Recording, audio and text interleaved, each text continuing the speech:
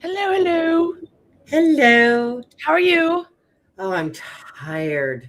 I'm How are you? good. I'm good. I really I slept more last night than I've slept. I mean, like I went to bed at 11. I was asleep by probably 11:04.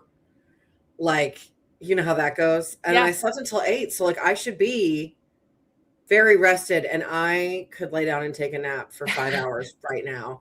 And I'm almost certain it is because I have sleep apnea and I don't have a CPAP and like my sleep study is the 16th. Mhm. So like it's not far away, but right now it also feels very far away. Yeah. So I slept great. The hotel we were in, it's a Crown Plaza, but here's the cool thing about it. It is built in the old like Union Station, so it's built where the train tracks are. So you could actually rent a room in an old train thing. oh Like cool. it is the coolest hotel.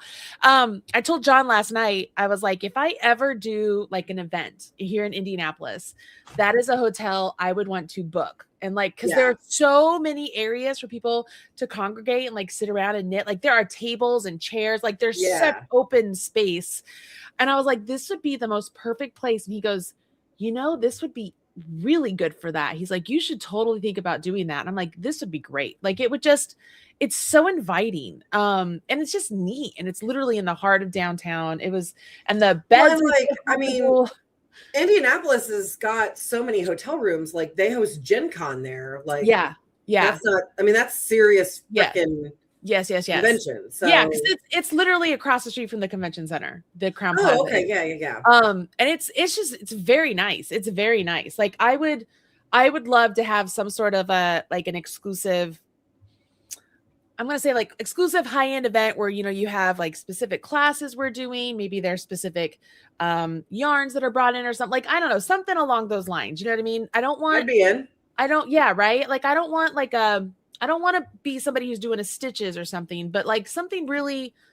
Like a really curate like a retreat. Not Yes, an like a event, a retreat. retreat. Yes, yes, exactly, like a retreat. And I mean, it would be like the perfect location. It'd be so Well, I great. mean, like there are a lot of people who do that. I think you absolutely could. I would love to. I mean, I'll help you do it. I'd love to do Absolutely. it. Yeah. I think it would be fun.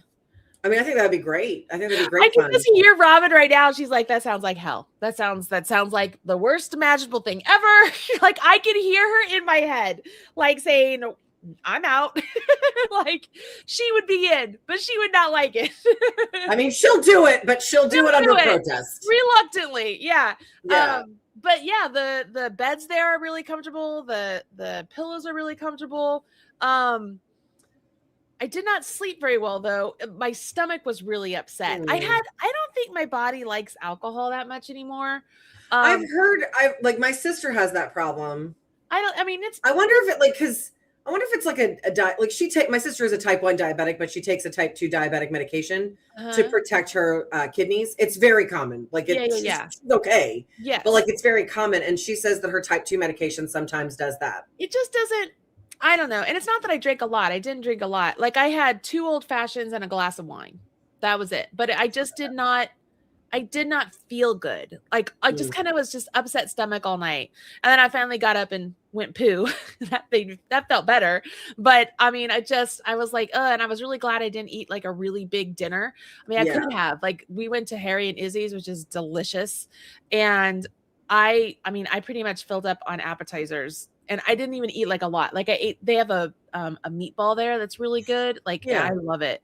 And their shrimp cocktails. Like I had one shrimp cocktail and one and a half meatballs and then like 2 bites of my wedge salad. That was it. Like I'm so glad I did not eat more because I think I would have been really sick.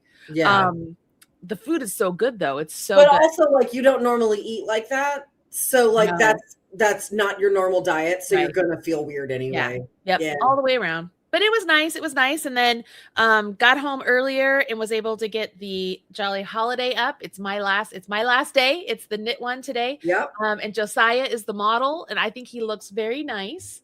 So I got that up, and then I went to practice with the kids from 10 to 11:30, and then I came home. So that has been my night. But yeah, so that's how everything is around here. So welcome everybody. I know we're coming to you a little bit later than normal, but thank you for accommodating me for that, because I had to go get some practice in with the kids, and it was nice to be there with all of them. But yeah, there we are. Here we are. Here we are. Let's jump in here. I gotta get everything set up. Oh my gosh. I'm sorry. Stop that. As I tell you, That's rude, Marley Bird. No, I'm really not tired. My house is a mess though. Oh, my house is a disaster. My house is a disaster. And like I needed Alora to get up. I'm like, Alora, it's time to clean up. Like we need to do like a quick cleanup, because it's no bueno. All right, let me sign in here. And we will come over here to share screen. Sorry, guys. It takes me a second. You're good. I thought I just collapsed my thing last night, but I didn't. So here we are. So this, ladies and gentlemen, is marleybird.com. I'm condensing it down so that it looks better if you're on mobile. Yeah. So it like the mobile view of YouTube, it just makes it look a little bit better. Yeah. So when you go to marleybird.com, I'm hoping that you know the drill by now, but if you're on mobile, you're going to have these hamburgers. If you're on desktop, I'll extend it out. You're going to have the actual like words at the top. So we're going to go to the hamburger here, and we're going to go right down here to blog. And these are the last 2 days. Just a heads up, tomorrow will be the last day you can buy Jolly Holiday, just so you know. I think I need to update. I forgot to update the image for today. I think I need to go do that. Scroll down to 24 Days of Quickies. You can click the image. You can click the words, either one, and it will take you to the 24 Days of Quickies blog post. I'm not going to go through it all. You guys know the drill. Come down here to number 10 on the table of contents, and it will drop you down immediately to what we're doing today. All right. So December 23rd, Juniper and Oaks has a beautiful mosaic washcloth pattern for us today. I love mosaic. I love that stitch pattern. I love everything about it. Like, I'm excited to get this one for free. So I'm going to click on this right here. I don't know what she used, but this would be great if you're like using Dishy or something. Like, this would be really nice. Yeah, this would be really nice. So I'm going to scroll here. She has a lot of really wonderful things. Obviously, we've talked about the signing up for newsletter and stuff, but she is really into mosaic. Clearly, like, this is beautiful. That's all a mosaic stitch pattern. It's really good. So we're going through here, and we're looking for the big red button. Now, if you're on her website for the first time and it's after the fact or whatever, take some time, look around, please. And you can see that the pattern is here, beautiful pictures. You can pin items. Pinning items really does help us as designers. I don't talk about that nearly enough. And I think it's because I just don't pin as much as I should. Right. But it does help because there are so many people who go to Pinterest, like Lindsey. I use Pinterest all the time. Yeah. And so the more people can see our stuff on Pinterest and find out how to get back to us, it's really an important aspect. All right. So I'm just scrolling. Obviously, there's lots of information here. If you want to learn more about mosaic or whatnot, like, she has all the stuff there. She has a whole video to show you how to do the stitch pattern here. Nice. Says interested in other small projects. She's got other small projects here that you can look at. You can buy the pattern on Ravelry or Etsy. And here is the free pattern. So it is free on her website. Clearly, she's talking, it's an H hook. She used, I love this cotton from Hobby Lobby. That's a nice yarn too. Like, I love Dishy from Knit Picks or We Crochet. Like, I think it's really nice. If you have that in your stash, Aunt Lydia's, no, not Aunt Lydia's, Peaches and Cream, Sugar and Cream, yeah. Peaches and Cream. I'm like, geez, you would think I would know that. Peaches and Cream isn't bad. It's like, I'm sitting over here like trying to read the ball band in my head. Yeah, it's just a lot more rough, I would say, than Dishy. Also, the Peaches and Cream, I found that you need to wash it before you give it to somebody, because sometimes there's extra dye in it, and it will, like, if someone's like, oh, I'm going to take a nice bowl, they might end up like blue. Yeah, I don't use it nearly as. You would think that as somebody who worked for Yarn Inspirations for so long, I would have used it more than I did, but I never used it. Okay, so clearly she has photo tutorials on here as well to help you get through the project. Look at this. She has a whole video here to help you. That's cute. That's super cute. This is cute. All right. Still looking for all of the stuff here. So she has Grow. So we've talked about Grow before. You can see that Grow is over here. If you sign up for Grow, all of this will fill out. It is free to sign up. So you can't see this, but I clicked on that and it opens up a pop-up. And all I do is I fill in my information for Grow. I think I'm going to see if I can do this here. Hold on.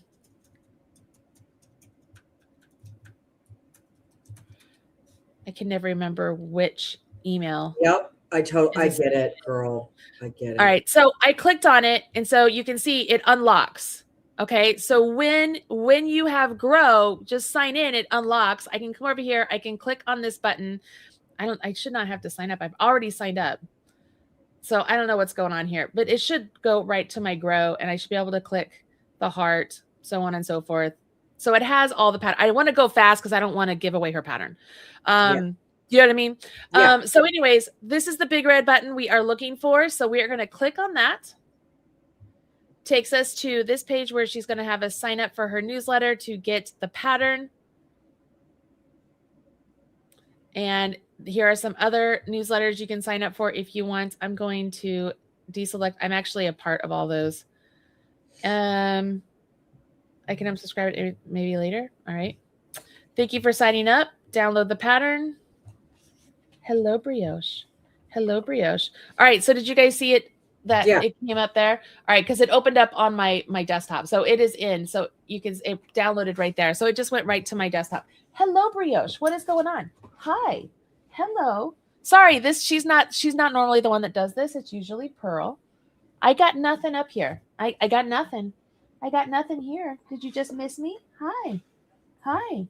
Are you okay? Oh, I love you too. I love you too. Okay. All right. Okay. So that is the wash. Are we done? Okay. That's the washcloth. That's the washcloth for today. I'm just going to click the back button and see if I can get back to her main website. So when you're here, I guess she has a Facebook group. I wonder if that's what that button takes you to. I'm guessing it probably takes you to her Facebook page. Okay. It's thinking. Yep, I see that. I have to log into Facebook to do it. I'm not going to do that right now. I forgot I'm incognito. Yep. You can go to all of her stuff. Okay, I'm going to scroll up again. Sorry. Hope I don't make you sick. You can see she has a bunch of different patterns up here. You can go to her homepage, Juniper and Oaks. You can learn all about her. Hi, Erin. Great name, by the way. Yeah, great name. Pinterest, Instagram, Facebook, all the places. You can learn overlay crochet. She has a whole bunch of sections. There's just a lot of great information here. So take your time, go check out. I love this little bookmark there. How cute is that? Yeah, so cute. Oh, look how her stuff just turned That's what I was noticing. I think that's super cute. Well, that's good. By the way, I went to go to my Shopify store today so I could find the collection, and I realized there's literally no place that you can type in collection or search for collection or do anything by collection. My Shopify store sucks as far as search. It sucks. I can fix it. I think we're gonna have to do a complete overhaul. Just I never realized how bad it is until now that I'm looking. You know, I'm looking for myself. I can fix it. I can fix it. I know that. Okay. Let's get through this. Let's get through the holidays. Yes. Yeah. Anyways, lots of really wonderful stuff here. Please go and check out Juniper and Oaks. These are adorable. All of this is really cute. She has a lot of really great stuff. Oh, look how cute that is. I know. I love it. So thank you so much for being a part of this. I hope you get all the traffic. We're at the end of the event. So this is actually when the traffic usually drops off the most, you guys. So you can help us out a ton by sharing everything today. Today's patterns and the Jolly Holiday, since we only have today and tomorrow for a chance to get it. That would be awesome.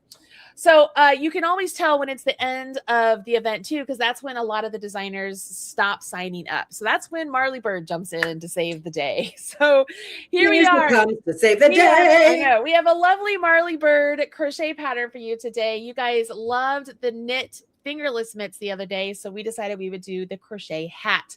Again, one of my more popular patterns. This was game day or first fall? First fall. This was a first fall project last year, the year before. I don't remember.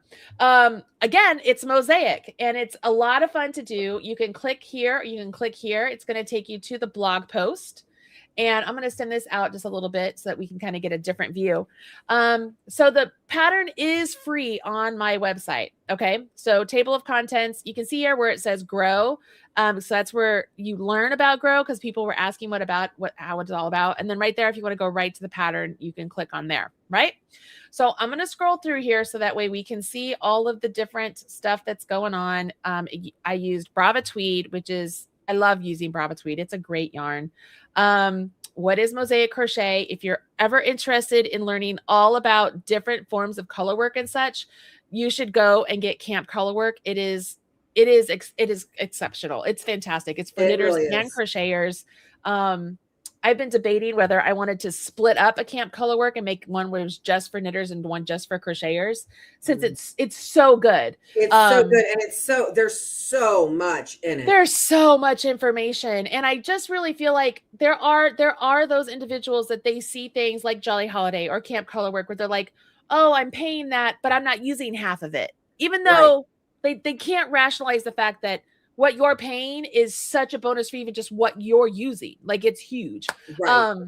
So I thought that would be something where we wouldn't call it, I don't know if we'd call it Camp Color Work just for crochet, or Camp Color Work just for knitting. I don't know. That's one of those pesky little idea things I have. Yeah. That's a 2026 Marley problem. Yeah, exactly. That's 2026 Marley. That's exactly 2026 Marley. So here we are, just scrolling through, seeing the pictures. So here's the pattern. It's written for several different sizes. I love the folded brim. It's one of my favorite things to do. It takes time, but I like it. I think it comes out really nice. Yeah. This is mosaic charts. They're two different ways you can view doing it. I actually prefer, I think it's this one I prefer. It just seems easier to me. Like wherever the X is, you're doing a double crochet. Here's the difference. This one up here, you can kind of see what the pattern's going to be. Down here, you really can't, right? Yeah. You know what I'm saying? Yeah. But I find this one easier because it's very straightforward. If it's gray, you're using color B. If it's an X, you're doing a front loop only double crochet with color B. Like it just I don't know. It just makes sense to me. No, I get that. But you could do whichever way works for you. It doesn't matter. Obviously, basic notes. There are video tutorials. There's actually a full video tutorial just for the hat. So if you need help, you can follow along with that. I've made several of these hats. I like them. Everybody loves them. Again, here's Grow. If you want to learn more about it, you can click right here. There's a whole blog post I wrote because people were just like, I don't understand what's going on. I don't know. I'm just going to keep going here. Obviously, that would all unlock. You get all the pattern. If you are coming here for just the free pattern, here's the 24 Days of Quickies today only. You're going to click this big red button. Obviously, you can come down there and leave comments. We're going to click the button. It's going to take us to a free pattern. This is what it is. And this one is all formatted. Like this is actually like the pattern we sell.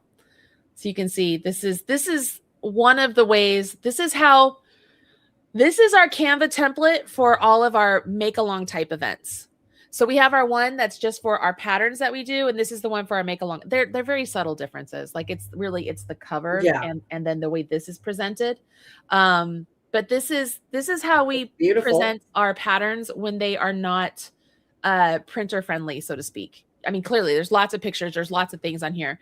But if you ever wondered, about my patterns, like this is what my patterns look like. Very seldom do I have like something like this of me actually working on something. One, because I have a lot of contractors. Two, because I forget. As I'm working on something, I forget all the All time the to take a time. picture of myself doing it. Like all the time. All the time. So anyways, that's how that goes. And then this is one of those patterns that it's in the Marley Birdhouse, so we always Right. put Marley Birdhouse down there. But click up here. I already have this pattern, so I'm not going to click it. Like you click there, it'll download to your website. Or not your website, your desktop. So there you go. That is today's 24 Days of Quickies for the second crochet pattern. And then I just went back here. I don't know why it scrolls me down all the way down there, but here we go. So the knitting pattern, it is also by this girl called Marley Bird. And I was like, if I'm going to give a knitting pattern, I'm giving a big one. So this sweater looks so good on this sweater is so good. And it is good on all sizes. On all sizes. It is so flattering on everyone. It is. And it's what your guy, I get it. Big girls out there, like I understand. There are so many of you that are be like, it's a crop top. I don't want a crop top. Or say you're older. You're like, I don't want a crop top. I'm telling you, it fits perfectly around your breast. It hits right like on Pierre waist. And so you could wear like a dress underneath it. You could, it doesn't have to like show your belly, right? It's not meant to be like that. It is so flattering. You've got to trust me on this. It is so flattering on all body types. So I am giving you, this is called the PDA, because it is named after our friend Penny Reed. I did a collection of patterns that were what I envisioned the characters of her books would make or wear. And so this was the Sandra PDA. So if you know Sandra, she's kind of risque. She's very blunt. She's very, like, I could see her like absolutely kissing somebody in public, having PDA. This is a sexy top, but it's not like super revealing in this. Yes, it's like lace, but it is tasteful. You know what I mean? Right. So to me, this is something that Sandra absolutely would have made, would have worn, would have all the things. So it comes with full video tutorials. The pattern is huge. Yeah, the pattern is free on my website as of right now. And it's only free on my website because I forgot it was free because we did it for the This or That make along last year. Right. Before. You what? I forgot that. I forgot too. And so I forgot it was up for free on my website. So it is free on my website right now. But probably not for long. But yeah, exactly. But you can get the ad-free PDF today. So I'm just going to scroll through here. Yes, it uses Madeline Tosh. It does not use very many at all. It is a very easy knit. There are full charts. There is a row by row, like checklist you could do. If you want the full Stitch Night collection, you can see here, like it is, honestly, it's some of my best work.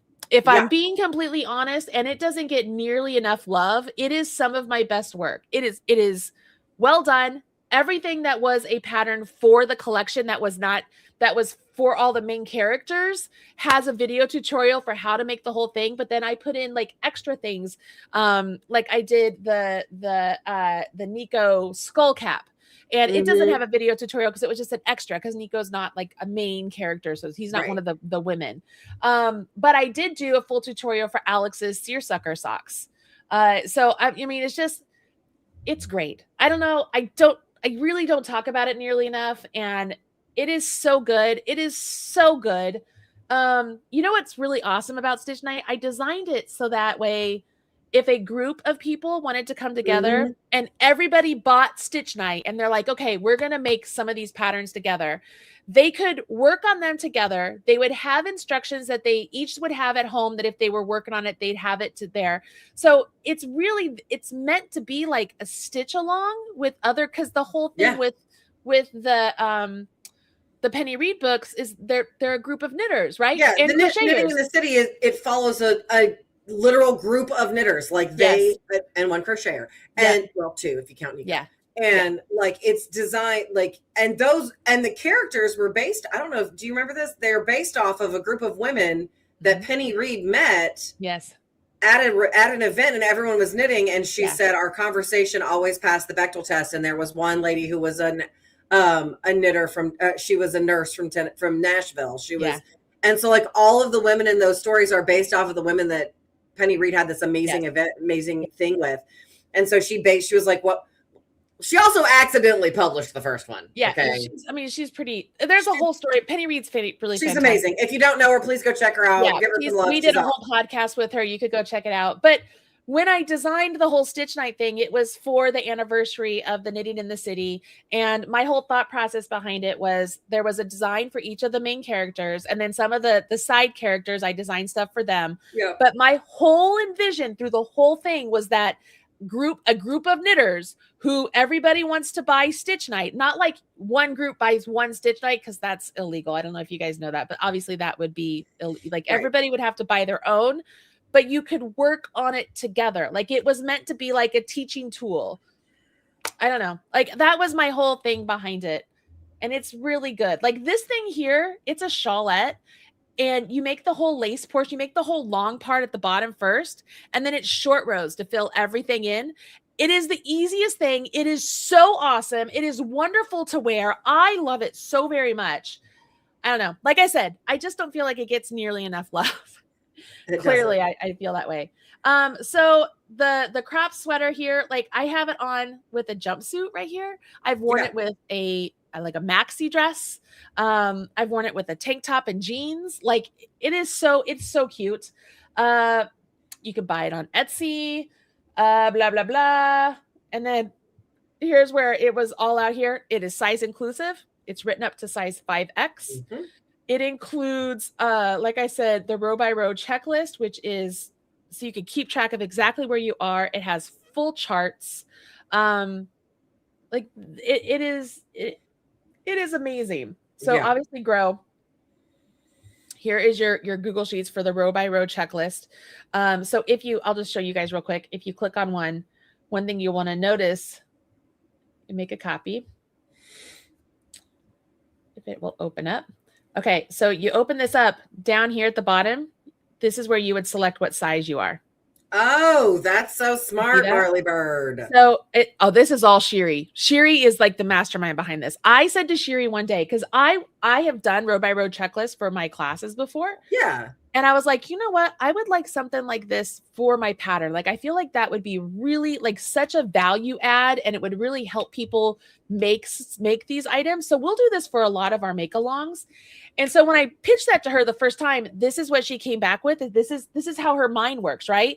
Which is beautiful because there's color coding. It tells you where you are. It tells you what row. You make the copy. So this is your own copy. So you can click on wherever you know exactly what row you're on. Like it's just brilliant. Like this is just it is. That's why my patterns like cost more money than other people's where they put it up for like $5. You know what I mean? They're good. They're good patterns. Not that you didn't believe that already, but I'm just letting people know. So obviously, like here's all the written instructions. Those were such cute shoes, and I can't wear them anymore. They're too big. Here we are. 24 Days of Quickies. Get your free pattern here. We're going to click on this. And here it is. Here is your Sandra PDA. Now, how many pages is this? 32 pages. Does this include all the charts? Just 32. Yeah. Yes. Look at this. See, this is the full chart. Like you could follow this all the way from the bottom all the way to the top. That is the full example of the sweater. And you could follow it on Stitch Fiddle. You click on the Stitch Fiddle link here. It opens up. So you sign into Stitch Fiddle, make a copy of this, sign into Stitch Fiddle, make a copy, and then you could use the row by row progress counter here. So if you're somebody who wants to follow along with row by row, here's your progress counter. If you want the words at the bottom, if you're signed in, here are the words at the bottom so you know what you're on. So here, let me show you. Show at the bottom. So this is really like I would never have the words, right? But it shows you the words for whatever row I'm on. See how the words change? Yeah. Yeah. I mean, I'm telling you, my patterns are freaking amazing, everybody.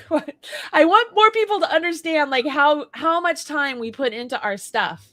So yeah. Oh, I just skipped ahead. Sorry. So when you're here, obviously I have my patterns. I'm not going to download it, but you will download it here and you'll get all of this, all of the information that you could possibly need. And then all the links, like what I have that I just showed you. Here are all the charts. So here are all the links for all of the charts, all the sizes. Here are video tutorials. Here are the video tutorials I did specifically for this piece. It's like a course. It's like a course in of itself. Yeah. So you're welcome, everybody. Please tell everybody today to come and visit. Because the only way I'm going to make my money back on this today is for people visiting the website. So, but I don't mind. I'm just happy. I'm happy. I want you guys to have stuff that you would like. So that's why I chose to do the sweater for today. I didn't have to. I mean, I could have done just a little simple hat, but I was like, nope, I'm going to go big. Go big or go home. That's literally how I feel. We are on day 23 of this. I'm doing this. You know what I mean? Like, I'm like, I want you to see the quality of work that I do. Like, I don't want to just give you something. I'm just going to be blunt. I don't want to give you guys something shitty. I want to give you something that you're like, holy crap, I can't believe her stuff is like this. And you come back and you're willing to follow along with a make along I do again, or you purchased something in the Marley Bird house. You know what I mean? Or you look at this and you're like, man, if this is so good, I wonder what the other Stitch Night stuff looks like. And you go get the whole collection. You know what I mean? Like, that's my goal here. Anyways, there you have it. All right. Holiday Armadillo Crafty Bones is offering 50% off all the patterns on Ravelry. Code is Marley 2025. So we're going to click on here, and then I'm going to sign in, which I'll probably have to go back. Sign in. There we are. Nope, we're right here. So we're still on her page. I'm going to add her to my designers. Crafty Bones. She's got a lot of different items here. You can go. I like to look here first, and then you can go and check out if it's in her store or whatever. But what was it? 50% off? Yeah, so 50% off. You can check out all of her patterns. Looks like she has some crochet sweaters, some mosaic. I love that ear warmer. That braided ear warmer is adorable. Oh, this one? Yeah, that's pretty. Oh, that is very pretty. Very simple, too. You guys looking for quick gifts? Somebody get you a gift this Christmas that you didn't expect and you need something fast? Ta-da! This is a good one. That's really nice. I like that a lot. That's actually not a very bad idea. So, Sherry, if you get it on Etsy, it will not go in your birdhouse. Those are two separate systems. Oh, no. Like you mean the Stitch Night? Yeah. Yes. Stitch Night, it will. So, here's the deal. Bad. If you buy Stitch Night on Etsy, you will see that there is a PDF to tell you how to go get it in the birdhouse. Gotcha. I'm going to confirm that, but I remember because I didn't, you can't put all the patterns there. It goes like, it gives you the instructions on how to go and get it in the birdhouse. It tells you what, yes, I remember. Yes, it does. So when you buy Stitch Night on Etsy, it will tell you how to go get your piece in the birdhouse. Essentially, you're buying it on Etsy, and then you're going to get a special code that you go and get it for free in the birdhouse. And so when you sign up, it puts it in your thing. It's essentially the way it goes about it. Brianna taught me that. She was like, this is how you're going to do it. I was like, perfect. So yeah. Do I purchase Camp Colorwork in the birdhouse? Yes, or go to campcolorwork.com and you can purchase it directly from there, and it goes into your birdhouse. There you go. Campcolorwork.com. Let's see. Campcolorwork.com. And I think Stitch Night was also marleybirdstitchnight.com. I'm going to go look. Hold on. So. Marleybirdstitchnight.com. Did I do that right? Oh, I spelled com wrong. Maybe not. I thought I did that. By Crafty Stitch Night? Did I do By Crafty Stitch Night? I think it was By Crafty Stitch Night. Yeah, I'm not finding it at all.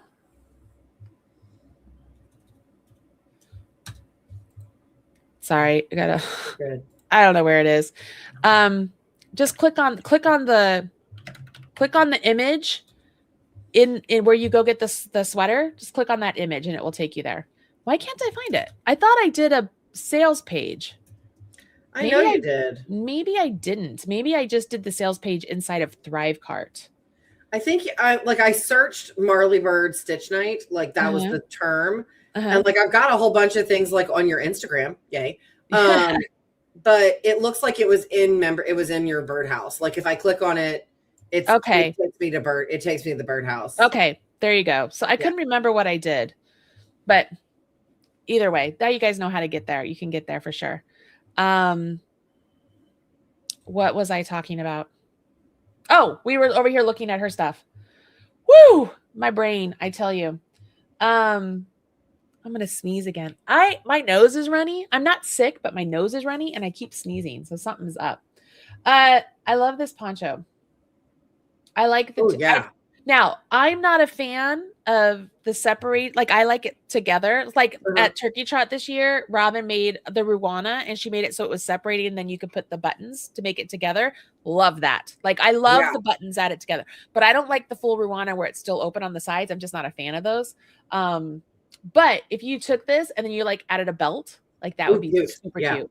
You could, I mean, there's so many different things you could do to style it. But anyways, so Leanna is her name. Thank you so much. And make sure you go and check out her Ravelry, everybody, and use code Marley2025 and you will get 50% off. There you have it. All right, the big bad jolly holiday for today. This is the last day for the knitters. Tomorrow will be the last day for the whole event. It's for the crocheters or the Buy Crafty. You guys know the drill by this point. There are 24 patterns. They are released advent calendar style. So all of the knit ones have been released now after today. Crochet one, there's one tomorrow. And yeah, like if you like them and you want to have them all in the birdhouse with ad-free PDFs, and they're all in there as print-friendly ad-free PDFs, they will all be in your birdhouse all in one place. You'll be able to find them. Put a note in this. I want to show people how they can use the notes in Ravelry to know where their patterns are. I want to show people how to do that because I don't think a lot of people know how to do that. Anyways, if you want it, please go and buy it. Like I would appreciate that a lot. But right now we're going to go down here to number 7. Okay. Number 7 is where it goes to today's pattern. And today's pattern is the Harbor Ridge knit vest and sweater. Why is it a knit vest and sweater, you say?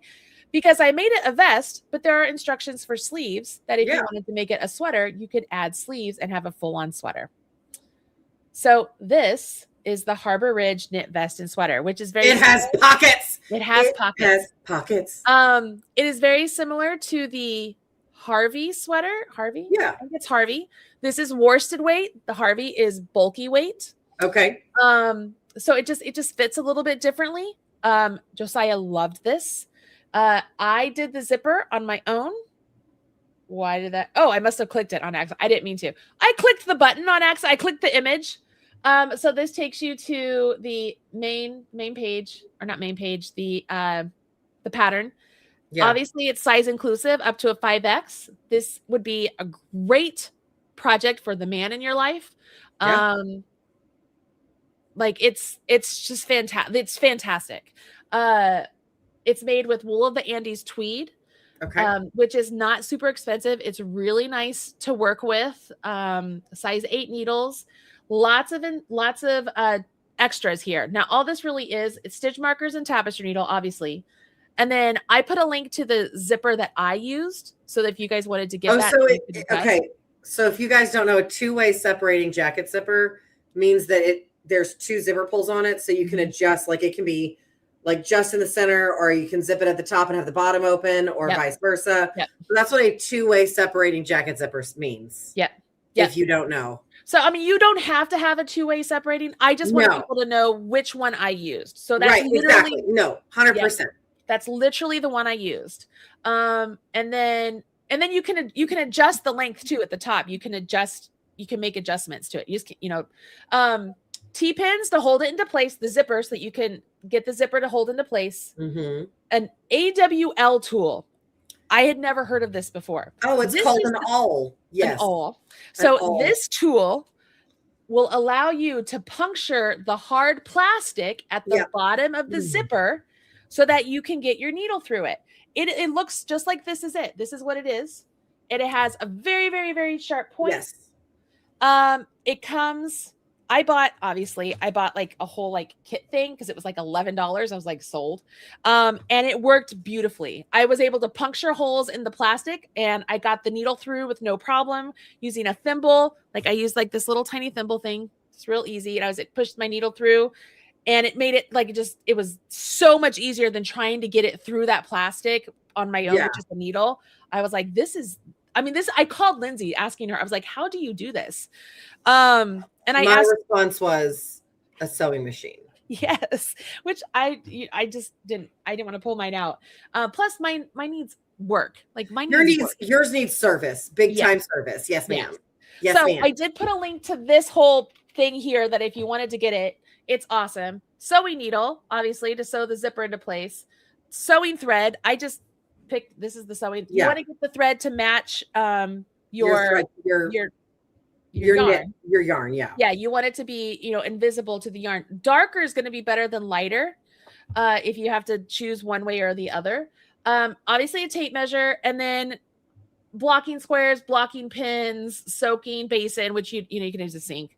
And then Eucalyptus wool wash is my favorite. And then of course, if you want to give it to somebody, using a leather tag. I did not add one yet, but I would love a leather tag on the pocket. I think that'd be a great place for it. I think that would be perfect. Yeah. Joey was so happy when he put it on, and he's like, it has pockets. He was thrilled. I love it. He was like, it has pockets. He did. He was like, Mom, it has pockets. I'm like, of course. So anyways, that's all the items. They're all linked. They're all affiliate links, of course. Doesn't he look so handsome? He's so handsome. He's so handsome. You made some attractive babies. I know, right? This is the chart for the stitch pattern. This is where you want to go on Stitch Fiddle if you want to use it. This is the written instructions. Here is the full schematic, obviously. Nice. Here are some video tutorials to help you. Nothing really super specific for this. Like, I didn't make a video for this sweater, but it's like, if you need little bits of information, here you go. And then here's all the instructions. Like, it is, I think 23 pages, 22, 24 pages. Lots and lots of instructions, all color coded, very well written. I mean, it's great. This is the type of wonderful check editing work that Sherry does. Guys, right. I am not, Sherry is responsible for all this. She does such a freaking great job. She's amazing. But we love the seersucker stitch. It's one of my favorite stitches. You can see the pockets. Like, so here you can see the zippers there and the zippers there. Yeah. So, yeah. Anyways, that is today's Jolly Holiday, which brings us to all of the 12 patterns for knitting have been released. I did not update this picture up here. Sorry, I'm scrolling up. I forgot to update this, but I'll put that picture right there. But you can see all of the patterns so far that you would get if you purchase Jolly Holiday. If you click this, it'll take you to where you could do a checkout. I need to update the image on here too.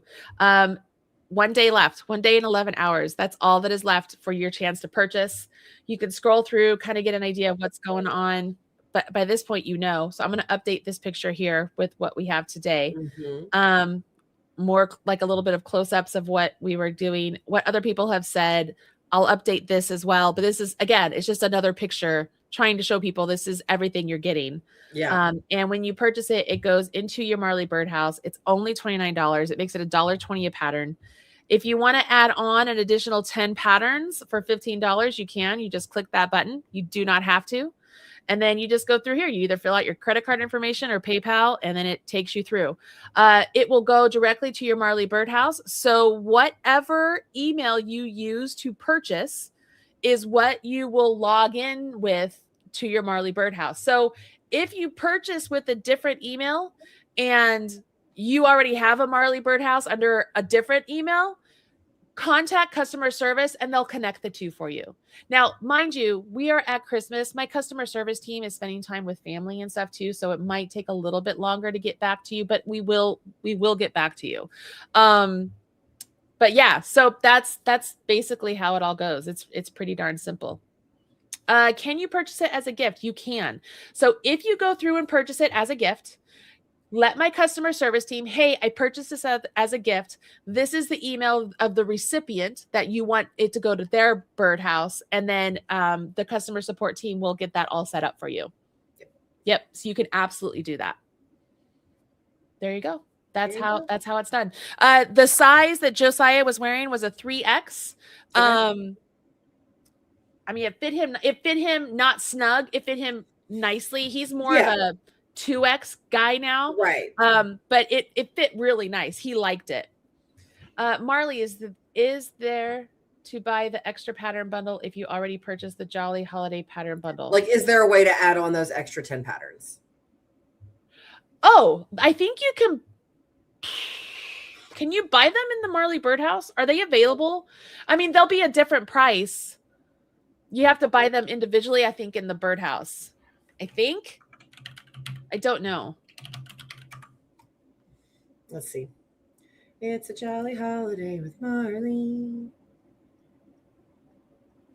Amy says the coupon code didn't work for Crafty. Yeah, I messaged Robin. Okay. All right. Mama Tooch, thank you for buying Jolly Holiday. I appreciate that. Okay. Shop patterns. Let's see if that's where it is. Nope, that takes you to your website. It would be at marleybird.com or Marley Birdhouse. I'm in the Birdhouse. Okay. I'm in mine. I'm logged in. There you go. Okay. So I'm not probably helpful. All right, let me open incognito again. And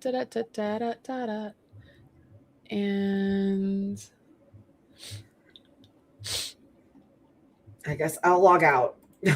I know, right? It's like, how do we do this? I have to log out and see what else is here. Birdhouse.com. Yeah. Would it be inside Jolly Holiday? No. So if it's not there, then I didn't put it up for individual. I don't think it's up for individual sale because I'm seeing it's right here. Needles and need twos. Needles and needs twos. So you'd get 5 patterns there. And then hooks and have twos. So needles and need twos, those are your knitting patterns, just an additional 5 knitting patterns. Hooks and have twos, those are additional crochet patterns. Gotcha. Got it? I think there's more. 1, 2, 3, 4, 5. There's 6. 1, 2, 3, 4, 5, 6. Oh my gosh, I miscounted. So there are 12. There are not 10, there are 12. We are on day 23 and Merry Christmas, everybody! You get 12, not 10. Yeah. Would the sweater be unisex? I can't see why you wouldn't be able to make it for yourself. Yeah, you absolutely can make it for yourself. Like sweaters are not gendered clothes. You can make it for you. I mean, it's when you make a sweater for a woman, the crossback measurements when it comes to measurements are just a little bit different than a man. But I mean, you could absolutely make it for yourself. Like you could put this on. You could make it for yourself if you wanted to. Absolutely. And you could even just like if you wanted it a little bit shorter, you could shorten it up. Like it's not hard. Especially if you've made sweaters before, you can understand how it works. Yeah. But yeah, so these are them. Needles and need twos, hooks and have twos. They're just additional some color work, quick patterns, like quickish. Right. There's some of my more popular patterns too. Yeah. So, and then obviously there's a bunch of other things on here if you wanted to check it all out. Yep. That's it. That is today's, everybody. I'm going to send out an email today again, just to remind people who haven't purchased that, hey, if you haven't and you want to, this is it. Cause I have not sent out very many emails this December because everybody is sending emails, right? Like we've sent out our regular emails. We haven't done any on top of, with the exception of, what is today? Tuesday? I think I sent one out on today Tuesday? Sunday. I either sent one out on Saturday or Sunday to kind of be like, hey, just letting everybody know, like we're coming up to the end. Otherwise it's just your regular newsletters. Just my regular emails. Because I just didn't, there's just so many emails going out right now. What? I am on the podcast, yes. Well, I had a question about bread. Okay, I'll be up there soon. Can you just start cleaning up upstairs, please?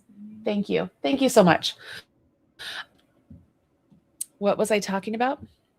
Oh, the emails. Yeah, so I just haven't sent out too many at all. Okay, let me show people a little trick here about Ravelry. Yes. Because I had somebody ask a question. They're like, I hate that they have they'll have patterns that they bought on Ravelry or on Etsy, or they never know where any of their patterns are. They're like, they're in so many different places. And so they asked me if I had a tool or something that I use to help remember that. And I'm going to show you guys. So I'm logging into my Ravelry and I'm going to go to my library. Now, when you add a pattern to your library, it doesn't have to be a pattern you purchased on Ravelry. Okay. So like, I think I have, here you go. I have Jolly Holiday is in here, right? And I can look in this, obviously I can open this up and see all the patterns that are in there. But if I also wanted to like add one individually, so let's just do this. Let's go to my designs. I don't know if it's going to let me do this. So we're going to give this a try. Let's see. Do you want me to try to do it since I don't have a professional Ravelry account? Mine's not, mine's just, I mean, mine's not a professional account. I just have a designer account, but it says that it's already in my library. So it says it's in my library. I click on that. See how it says I can add just the pattern to my library, but I have the whole book, right? So I could also say add pattern, and now it's in there. I can click to edit details, and I can edit notes, location, Marley Bird House. This is part of the Jolly Holiday. Like if obviously I would know that because I can see that I have the Jolly Holiday. Right. But if you didn't. Yep. Volume 3. All the PDFs are in the marleybirdhouse.com site. Log in is my email and is my email ... And then you could say password. You could write your password or something because this is just you. Nobody else sees this, right? Nobody else sees what's in your library. So you could just give yourself whatever you need to have in there, right? Yeah. Save changes. So now this is in my library, right? Like I can see it. So now I could go to my library. I see it here. Oh, I love that pattern. Where did I put that pattern? I can click on it. Oh, look, it's in my Marley Birdhouse. You guys see that? I don't know how many of you have known about this. I did not know that. Yeah, there's a lot of people that did not know that. So, like, if you keep them in a Google file, you could have you could literally put the Google file link in there. Yeah, it would just go directly there.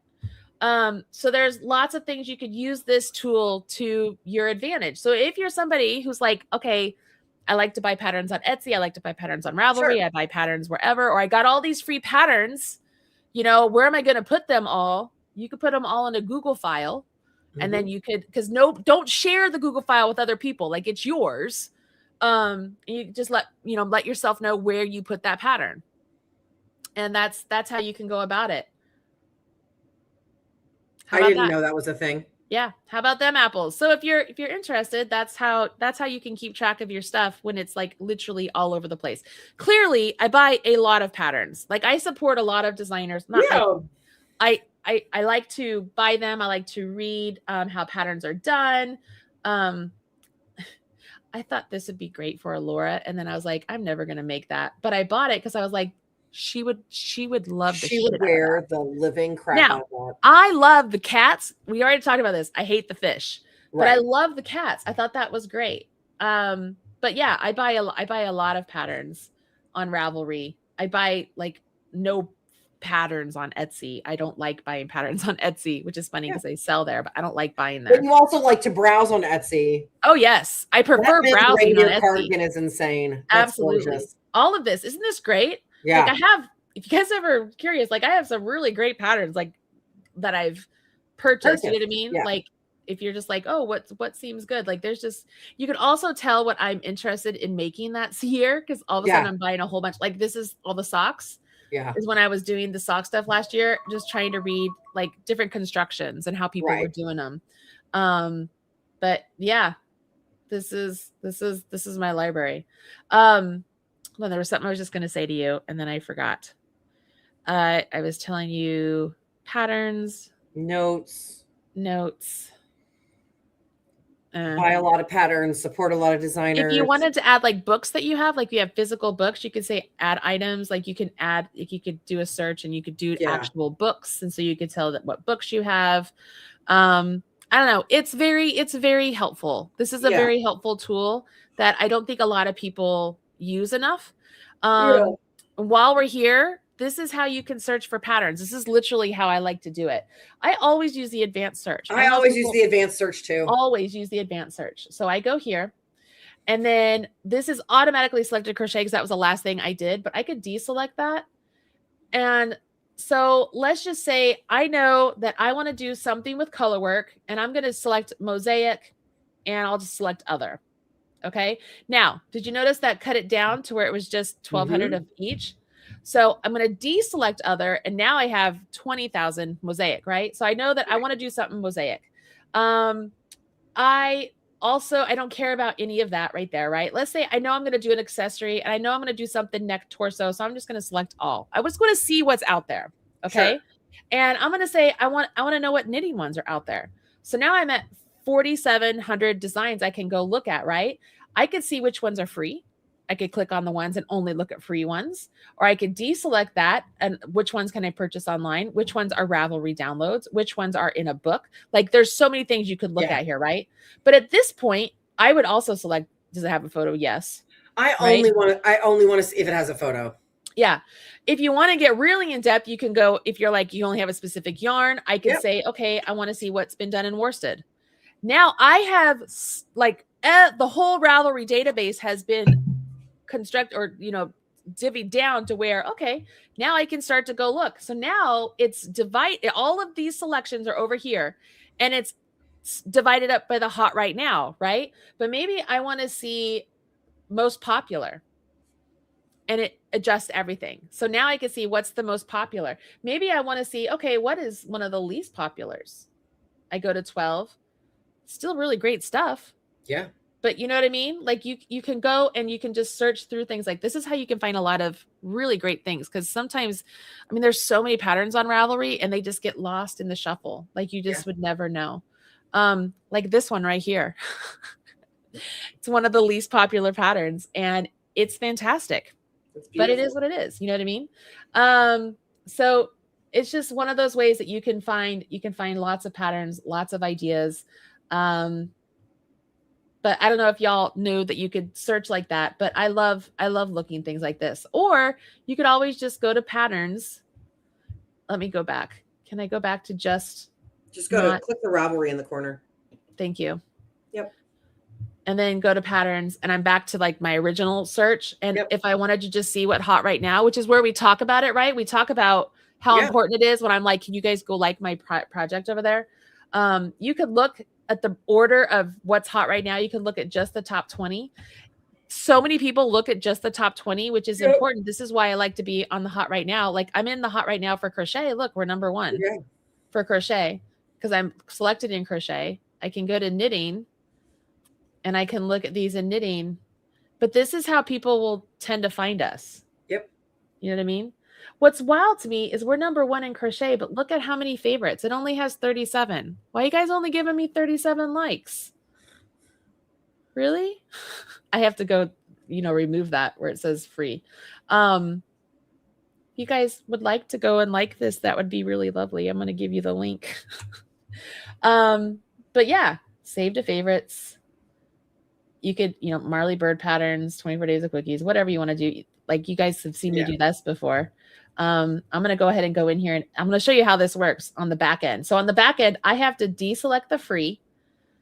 I'm going to have to change this because this went to the Jolly Holiday blog post. If I send people to that blog post, they lose their ever loving mind when it's not free anymore. Right? What is going on? This is a bait and switch. You're a liar. Okay. All right. So I'm going to copy the URL for the checkout page. I'm pasting it in there. Now, mind you, this will be going away after tomorrow, right? So I put that there. I'm going to come down here to my notes where I put only free December. I'm going to delete that so that that's not there anymore. And then I have to tell Ravelry what I did so that way super editors know what I did. So free today only. No, this is not what I want. I don't want to do that. So no, here we go. No longer free. Link and notes, right? And then I can click save. And so now it no longer shows that it's free. it will take them to go check out like at the Jolly Holiday page. I even put it like bold here, and there you have it. When I go and I make this available for single purchase, that's when all of this will change. A price will come up and blah, blah, blah, blah, blah. But that's how all that is done. Seems like a lot. It is a lot. I mean, just adding a pattern is a lot. I'm glad I didn't ever decide to sell electrons. It's a lot of work. But anyways, this is one way that you can really use Ravelry to your advantage. Now, I don't use the forums anymore because I think it's a cesspool of blah. I mean, I don't use it. It's not for you. It is not for me at all. It used to be. It is not for me at all. So I don't even know what I have. I like literally haven't been in here in years. I don't keep up with my own yarn stash, but if you wanted to go put your whole yarn stash on there, you could do that. You could look up other yarns. There's just lots of different things you can do in Ravelry.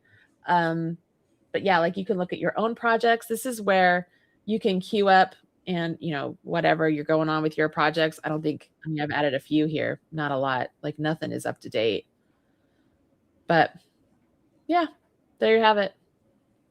Does that answer some questions you guys might have? Yeah, I didn't know a lot of those things. Yeah. I didn't know the notes thing at all. Yeah. Isn't that that is so helpful. That's so helpful. And like Elise was like, I can't tell you how many times I purchased a pattern twice because I forgot I got it on Etsy and not Ravelry. Yep. And like that feels that's relatable content. Oh yeah. Yeah. It's relatable content. Anyway, so that's one of the best things I think. Cause I mean, you know, I'm not really big on keeping like a notes, like Evernote or anything like that. It's oblivious. Like that's too much for me. But this, I'm always on Ravelry. So it makes sense to me. It's like, oh, I can see what I have here and it just makes sense to me. So that's how I use Ravelry to keep track of my patterns and such. And you guys can do that too, if you're interested. There you have it. There you go. All right. So that is it for the 24 Days of Quickies, everybody. If that's what you were here for, I'm glad you are here. I hope you will consider getting the 24 Days of Quickies, not 24 Days of Quickies. Holly Jolly. The Jolly Holiday. Lord, help us, Hannah. The Jolly Holiday. I'm going to put the link right here. So if you are interested, you get everything in your Marley Birdhouse. I hope you love it. It is a great way to help support Robin and myself. Like we work our butt off these 24 days to get everything out there. Not gonna lie, it feels really relieving that my side is done. And I know she's working her butt off to finish this piece that it was made, and there was like just this little bit part that needed to be done, but it's with sock yarn, and so she's working on that right now. And then I'm just like, oh my gosh, like I hope she gets it done. Like I feel bad. I'm just like, that is so much work, but the pattern's written already. Like the pattern's completely done. It just needed the finishing collar a bit. Yeah. Cause it's a garment. Y'all were wondering, it's a garment. So I guessed that when you said collar. Yeah. So I just figured if you're on the fence at all about the crochet and you're like, I don't know, like it's a garment and it's size inclusive. It's fantastic. Yeah. It's beautiful. So yeah, there is that. Okay. How was Hankmas last night? I missed it because I was at the game. It was good. It was, what was the bag last night? Oh, it was a project bag that's based off of the Worth Doing. You know, you love the Worth Doing. I love the Worth Doing. I made a project bag with the same kind of pocket configuration that zips closed. So that was the bag last night. There's several of them left on the website after because last night, like you said, like the 22nd, 23rd, 24th, people are just busy. We've got families, travel. It's just a busy time of year. Mm-hmm. And so it's just a lower viewership. And so like I'll see those trickle in over the next couple of days. Oh, Michelle is here to bring the demo. While you're doing that, I'm going to say Nikki Knits, as I add the remaining patterns and I link them to Jolly Holiday Volume 3, and you have Jolly Holiday Volume 3 in your library, it will tell you that you have that pattern. If you want it to be added individually, you would have to do like what I did, where I went in and I added it individually. That's that. Okay, go ahead. So this is what it looks like. Do it. So there you go. Well, hold on. What is Stacy saying? Do a photo with strategic prop placement. I don't know what that means. Oh, I think she's saying like. Oh, okay. Looks like it. No, good. All right. Okay, let me see it. So there you go. Beautiful, beautiful. I love that.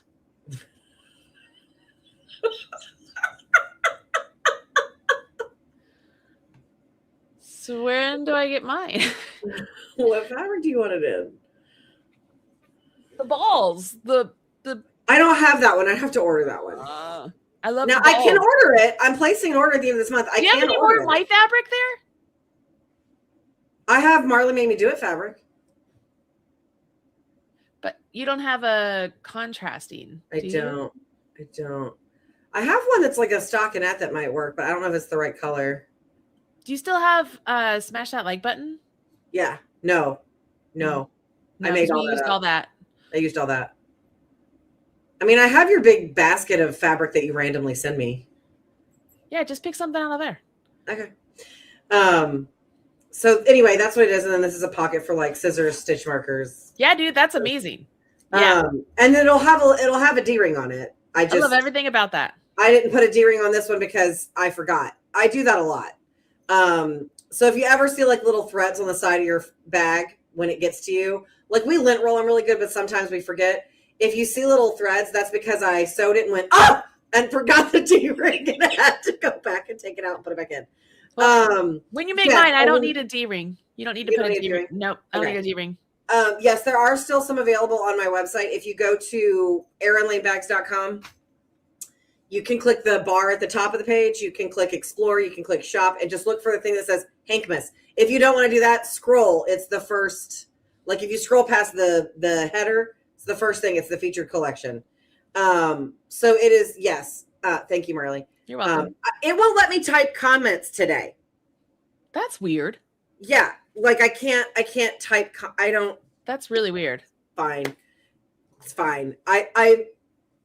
The printer and I are fighting. I mean, like yesterday I had a full crash out on the phone with my husband and it was so bad. He literally came to me. He literally was like, do you want me to come look at it? And I was like, no. Like I had to go in, like I had to run a program and then go into the spooler and turn off the spooler on my program and then reboot the spooler and then reinstall the printer. And then it renamed the printer twice. And now the printer doesn't have the same name as it used. It's fine. It sounds like hell. That sounds like hell. I'm going to be really honest. If it was 2024, I would have just driven to Staples and bought a new printer. Mm-hmm. I understand this. Like, I so understand that. Like, that's really where I'm at with this printer. And like the two people who seem to make the printer work are Michelle and Dave. And Michelle was not here and Dave was not here. And so I was just trying to channel my inner Michelle. Act right now. I was just trying to channel my inner Michelle. Oh! So, but anyway, Hankmas was fun. It was short because it was only like 35 items. But we did do a thing last night where, so I have fabric from our collections from last year. And like we have like leftover fabrics from most all collections. The name of the bag is the Well Worth It because it goes with the worth doing. It's worth doing. Perfect. So what we did was I made a Google form. Like I measured all the fabric that's on the wall. And so like there's my very, very fancy official record. Yes. As you do. I'm sure you also have these notes everywhere. Have you taken a picture of it though? You need to take a picture so it's on your phone too, just in case that ever gets lost. True. So because I had so many fabrics, like it takes about 6.5 or 7.5 yards. I can't remember which one it is. 6 or 7? 6, 7 yeah. To make a full run of everything for the event, like all of the Hankmas bags. And I have like some cases I have 3 yards, some I have 4.5, some I have like 5 3/4, and then 1 1/4. That's not 7. No. Because it's not linear, because that's not how that works. I understand. And so I did the math and I measured everything. And then, so like I made a list. I made basically like it's a wish list. I can't guarantee that everybody will get everything they want because it's dependent on, like, you remember that very insane spreadsheet I showed you that Andy made me? Yes. So like I did that. And so like I made a form where if you loved the tooth is out there, it's a houndstooth, it's a rainbow houndstooth. If you loved that fabric and you wanted this bag in that fabric, then you could go request that bag in that fabric on that form. Yeah. And it was like, that makes sense. So I'm hoping it makes sense to everybody. And like, I have pictures of all the fabrics and what their names are so that you guys know. And they're not true to size, right? I heard that. Oh, no, scale is not a, I just want to make sure we mention that. Yeah, no, like the form that I'm showing you is the form that I'm talking about is this fully, you have to use your imagination. That's it. And so it is, so that's the thing we did. So people can kind of like make a wish list, and we've had not too terribly many people like take advantage, which is fine. It's just that fabric was taking up space and I needed the space back for the fabric that I have. So, so I'm excited to see, like, that's a form. If you like loved something from last year, like basically you get to, like, I never do this. You basically get to special order something. Now, does that mean that it will happen? Not necessarily, because it is dependent on how much fabric I have. Some fabrics I have like 139, 156 inches of. Some I have 108. One I have 78. So like, it just depends. Is it on the app or the web? It's a Google form. Let's see. And Sandy, no, I can't give you any hints yet. I cannot. I need the link. That's a trap. I have fallen to that trap with y'all before. I'm not telling you. Let me pull up YouTube because I can't comment on the stupid StreamYard. I don't know what's going on. I don't know. At least at this time I didn't just stare at the screen, stare at my keyboard going, how do I talk to Marley? That's so funny. I mean, like, I did it like 3 days in a row where I had my hands on my keyboard. I'm just staring at my keyboard. Yep. As if the letters will magically appear to me. Newsflash, they don't. So here, if you want to look at it, I put the form link in the chat. Oh, there you go. So you can go check it out. And it's like, it's a first come, first serve thing. And so far I have some that have no requests. I have some that have a couple requests. It's really spread out pretty well. So like, maybe I get to be Santa for everybody, which would be the best. That'd be awesome. But I haven't had the chance to really like dig into it and like look at it, because I have to send those invoices individually to make sure that I get it right. And then like, how many inches do I have? Okay, that person's done. Okay, how many inches do I have? Okay, that person's done.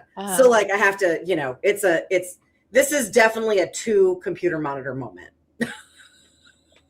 Honestly, a third wouldn't be bad. Yeah, right? Yeah, I'm so with you on that. So there's that. So that's the thing that we had out there. And then I figured out if you wanted to order all of Hankmas, the deal with that was you could pick any fabric, because I have to place a fabric order. So you could choose any like if you wanted all of Hankmas in the Villain Yarns, I could order that. It just means that it's going to be a little later getting to you, because that won't get to me. Like the fabric won't get to me until this time in January. Yeah. But we figured all of that out, and you can email me and I send you an invoice. So we did that too, which is exciting. That's the first time I think we've ever done that. And there was so much interest in it. I was like, oh, that's cool. I didn't know that was a thing. So that was exciting. Yeah, that's cool. So like, Julia, you can just come and hang out and know that you have all the bags and your favorite fabric, and ta-da. Yeah, that works great. Yeah. Julia, as soon as I have any information, you guys will be the first to know. I will send out a newsletter. I'll put it on Facebook. But if y'all have followed along at all, I put a post on Facebook. It was like, I need to see who's seeing this. Like, people are just now seeing, it's 7 days later and people are just seeing the post. So, I mean, I'll do the best I can. I'll put it out there, but then I'm going to need you guys to help me spread the word. Yeah. It's Facebook is, oh, I got an ad today on Facebook. Get verified for as little as $1. Oh yeah. Well, when everyone's verified, it doesn't matter anymore. Yeah. No, not at all. Little as $1, because it's $1. It's like, how is it? It's $12 a month. It said for as little as $1. Oh. I'm sure I'm sure there's all these different pay to play options. There you go. So I'm like, I have to pay $12 a month for my personal and my professional. to protect everything. Yeah. Well, you have, I mean, I get that you have to protect it, It's but I love that they're like, oh, you get advanced, like better customer support. No, you no, don't. you don't. No, you No, don't. you don't. I have That a is friend big old who's lie. I have a friend who's ad whatever it's Manager, called. yeah. Yeah, ad manager was hacked and she got no extra help. Yeah, they don't And care. she's verified. No, they don't care. They don't care. They don't care. None of them care. No. They don't care. It's No. okay though. We care. We do. We care. So yeah, that's it for me, everybody. I am gonna go and actually work on New Year's Eve stuff. So because I am done with my jolly holiday. And Josiah is supposed to come down here today and start packaging the mailing stuff. Samples? I think I want him to mail it like right after Christmas because I don't think it's smart to do it like right now with everything being sent for Christmas. I just think that's dangerous. So I'm going to have him mail the stuff. A lot of stuff has sold. It's funny. The things that I thought would sell for sure are still sitting there. Like the original, garden party sweater, which it's a smaller size. I know it's a smaller size, but I thought for sure it would go. Because Interesting. it was made with rosin yarn, which is a cotton and cashmere. Yeah. And then what else there? Oh, my Breckenridge sweater, which is the long sleeve sweater from the Turkey Trot a couple years ago, which I would I love it.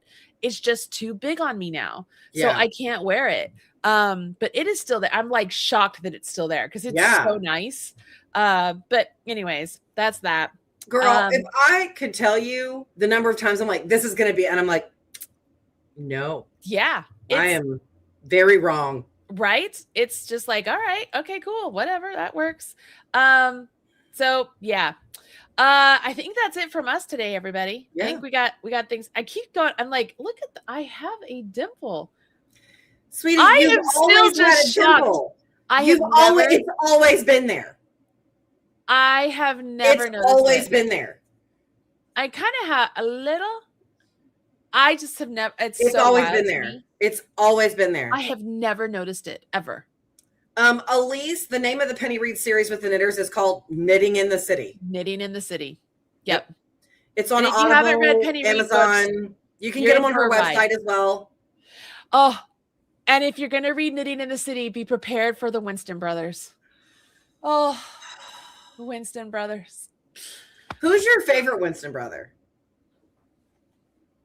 Billy. Oh, girl. Billy's my favorite. Billy broke my heart. And I think Billy's my favorite because he is the protector. Like he's such a protector. He's such the older brother, like the older brother step in from Jeb, right, Jeb? And it just that I resonate with that a lot. Yeah, Billy's my favorite. I mean, I love Cletus. Don't get me wrong. I love Cletus. I don't know that I could choose between Cletus and Jethro. No, I like Jethro. Jethro's okay. But also then there's the whole oh my God, I can't think of his name. Oh my God. The twins? No, my God. He's married to Ashley's husband. Drew. Thank you. Now, Jesus. Drew, you said Winston brother. Now, Drew. Well, technically he's a Winston. He married Ashley. Okay. So when it comes to all of the men in the Knitting in the City, Drew wins hands down. Hands freaking down for me. Drew is it. But when it comes to the Winston brothers, I love Cletus, but I don't know. I don't know Alex though. Really? Yeah. I mean, I would probably be more attracted to Nico than Alex. Okay. Alex was more but Drew? All the way. All the way. All the way. All the way. all the ways. All the ways. Yeah. Yes. Yeah. Yeah. That's me. Yeah, Billy. I love Billy. Oh my gosh. I just remember when I was reading it and I was like, this is going to break my heart. And you're like, this is going to break your heart. And I remember just sitting at my sewing machine sobbing over, it's like the 0.5, like it's like the story of Claire and Billy. Mm-hmm. That's really more about Claire. Yes. I got to the end of that and I girl, I couldn't get it together. Like It I was- was full blown ugly crying. Yeah. Full blown ugly crying, but it also made so much of the things that you already knew happened make Yes. so much sense. Yep. Like it made so much sense. Yep. And then I was like, I remember texting you and being like, can I handle this right now? And you're like, it's worth it. I'm like, Yeah. Do you promise me? And you were like, I promise you. I was like, you swear? And you were like, I swear.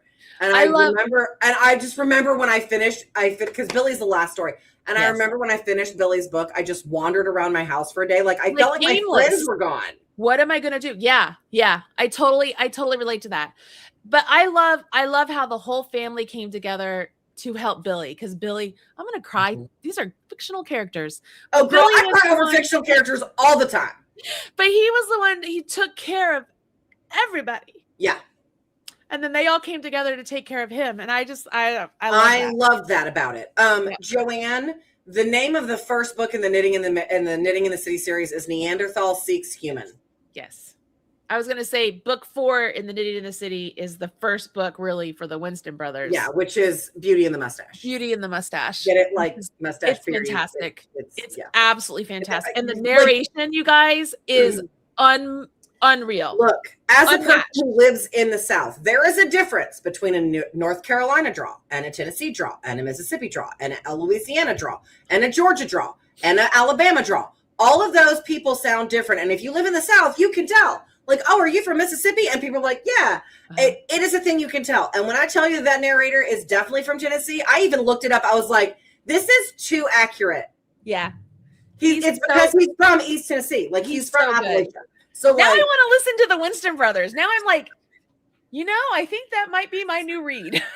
They're so good. Because they're so good. They are so good, y'all. They are so good. Have you read the book I think there's 2 now that Chris Brinkley wrote for her?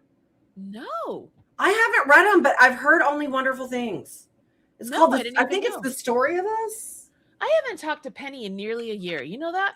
I talked to her this summer.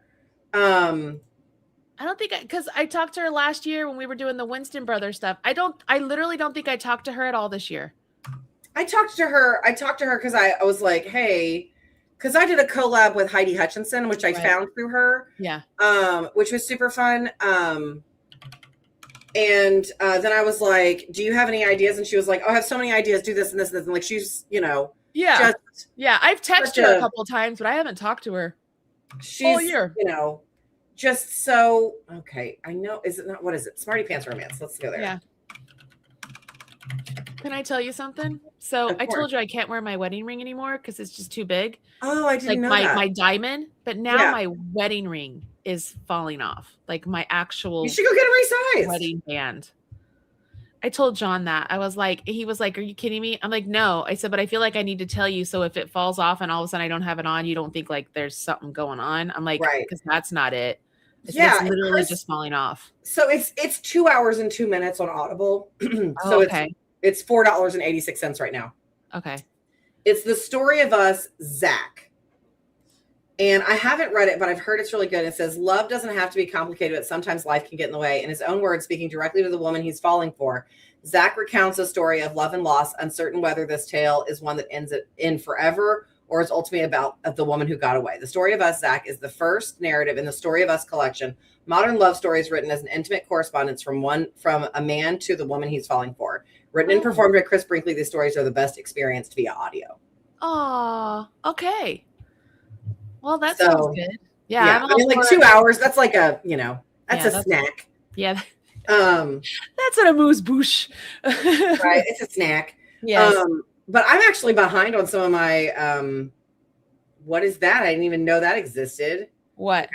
I'm behind on some of my Smarty Pants. I normally read all my Smarty Pants. I save them and then I read them all in December. And I haven't read either of the Teacher's Lounge books, which is Passing Notes. And there's a new one. I haven't read the newest Work For It book. I haven't read the newest, was it None the Wiser? Oh, I read that. I haven't, there's a new one and it's a priest. Maybe I haven't read that. I haven't read that one. Oh, I haven't read the newest Green Valley Heroes, which is the mailman. Well, now I gotta go. Okay. Well, I think I'm seriously thinking about rereading Winston Brothers. Now that we're talking about it, I'm like, I really like those a lot. And I have not read the London Ladies Embroidery series, but they look super I don't even know cute. what that is. I've read them. So they're by Lainey Hatcher, and it's so it's like Neanderthal seeks Duchess and well acquainted and then love matched. So like I think it's kind of a twist on Neanderthal seeks human, but like Regency. Okay. Let's see. Let's just go to Smarty Pants page. I'm not on Smarty Pants page. All right. I've read all of the Donner Bakery books. So love those. Yeah, None Too Soon I read, but I haven't read the newest one of that, the Bad Habit Book Club. Because the newest one's not on Audible, that's why. Oh. Let's see. The newest one on Work For It, I think, is Play Smart. I've read that one. Look Smart, I've read. Smart Move. Have I read Smart Move? No, I haven't read Smart Move. And then, yeah, I haven't read Smart Move yet. That one just got to audio. I haven't read that one. Okay. And then Passing Notes, The Teacher's Lounge. Those look really good. Because the first one is Teacher's Lounge. The second one is Band Together. So it's like school teachers. Of course I'm in. But the Green Valley Heroes, the most recent one is, oh my God, I'm too behind. Those are one of my favorites. I haven't read Letter Late Than Never, which is about the Green Valley mailman. Okay. And I haven't read Peaches and Dreams, which is about Marley. Do you remember Marley? Who's running Cletus's podcast? No. What? When was this? I don't. Because I remember texting you about Marley and being like, oh my God, she's you. You meet Marley. Where do you meet her? Do you meet Marley in Forest for the Trees? Is it me? Did Penny put me in the book? No. I don't know. Because it's not written by you. It's not written by Penny. But it's not written by Penny. It's like, it's the extended universe. But like it legitimately, like her attitude, what she says, how blunt she is. I'm like, I was reading it and I was like, we could say it's me.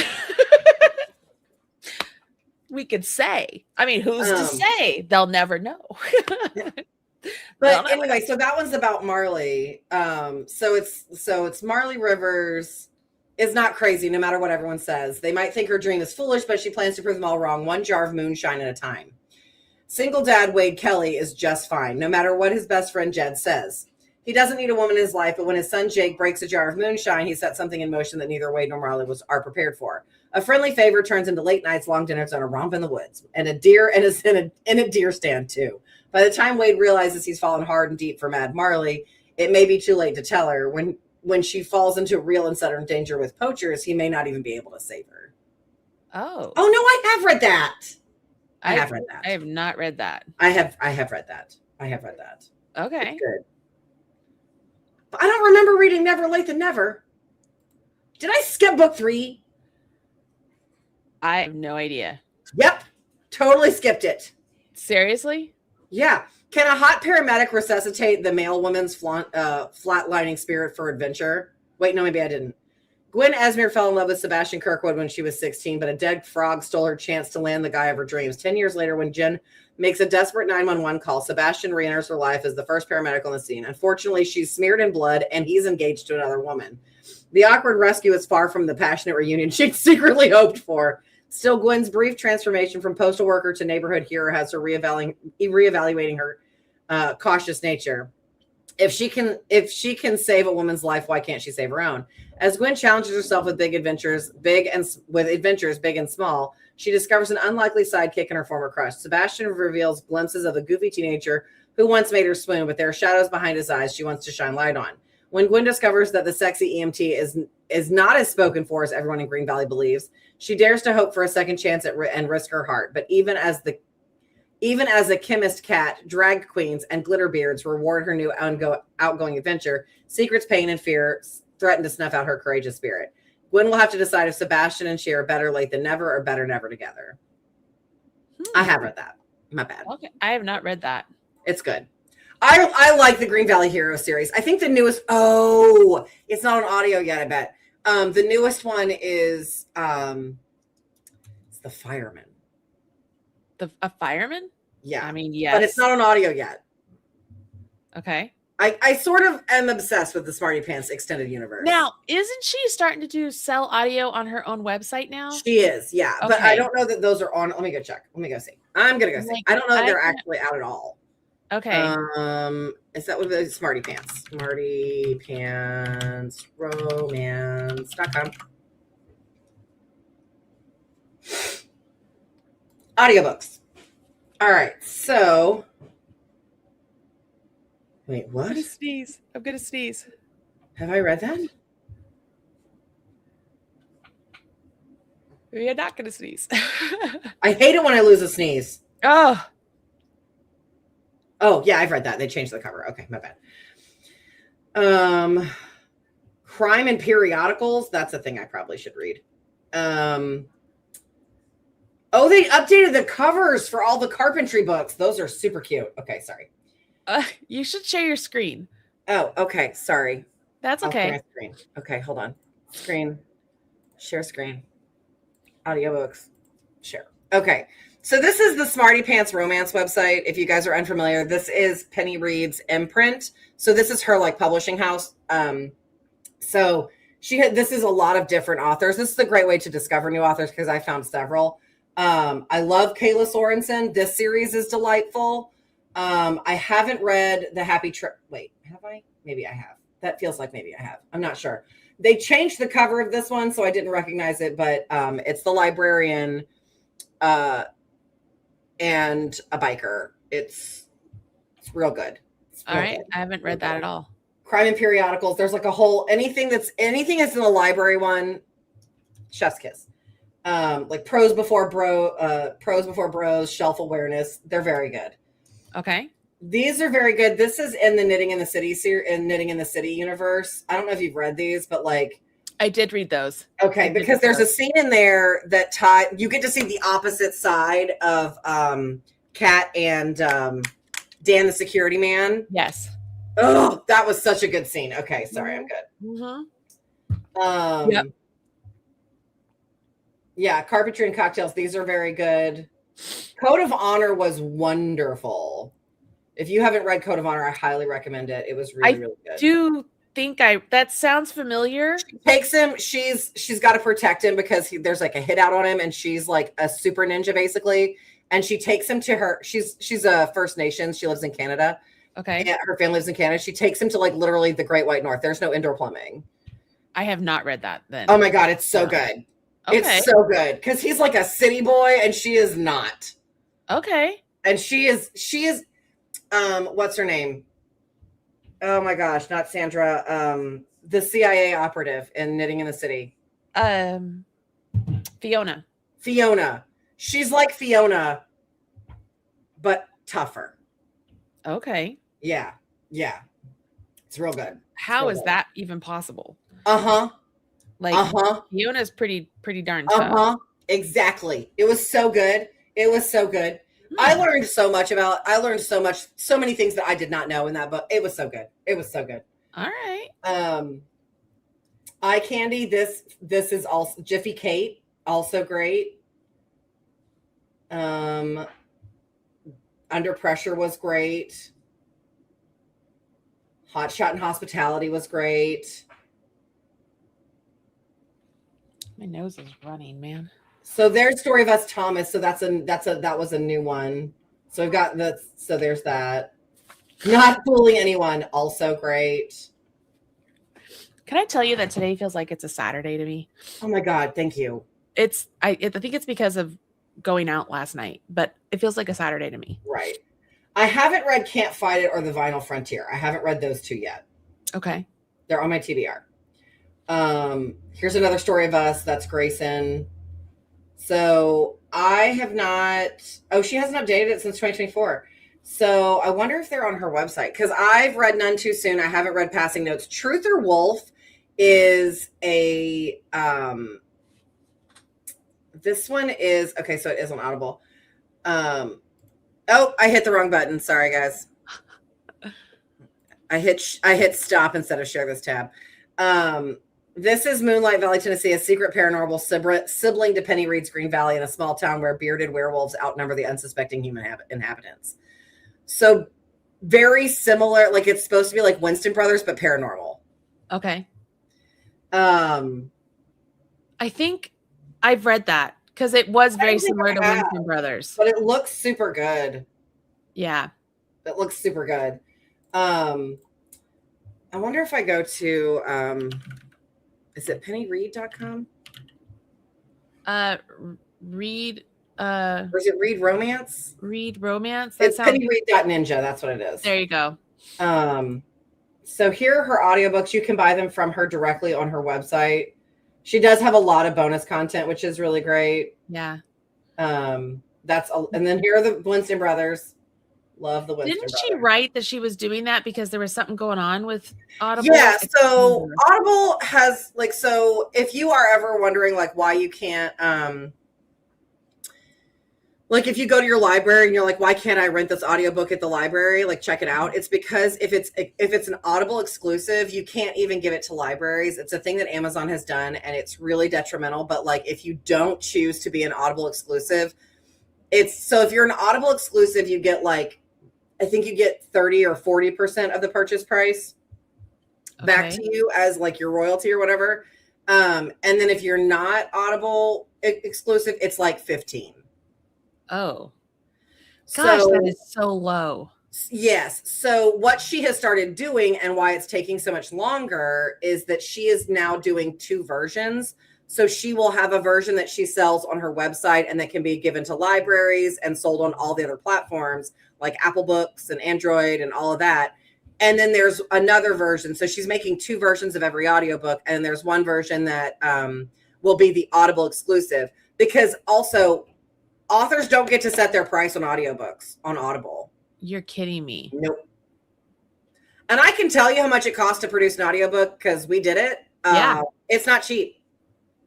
How much? I mean, I would guess it'd be anywhere from $3,000 to $10,000. It was $5,000.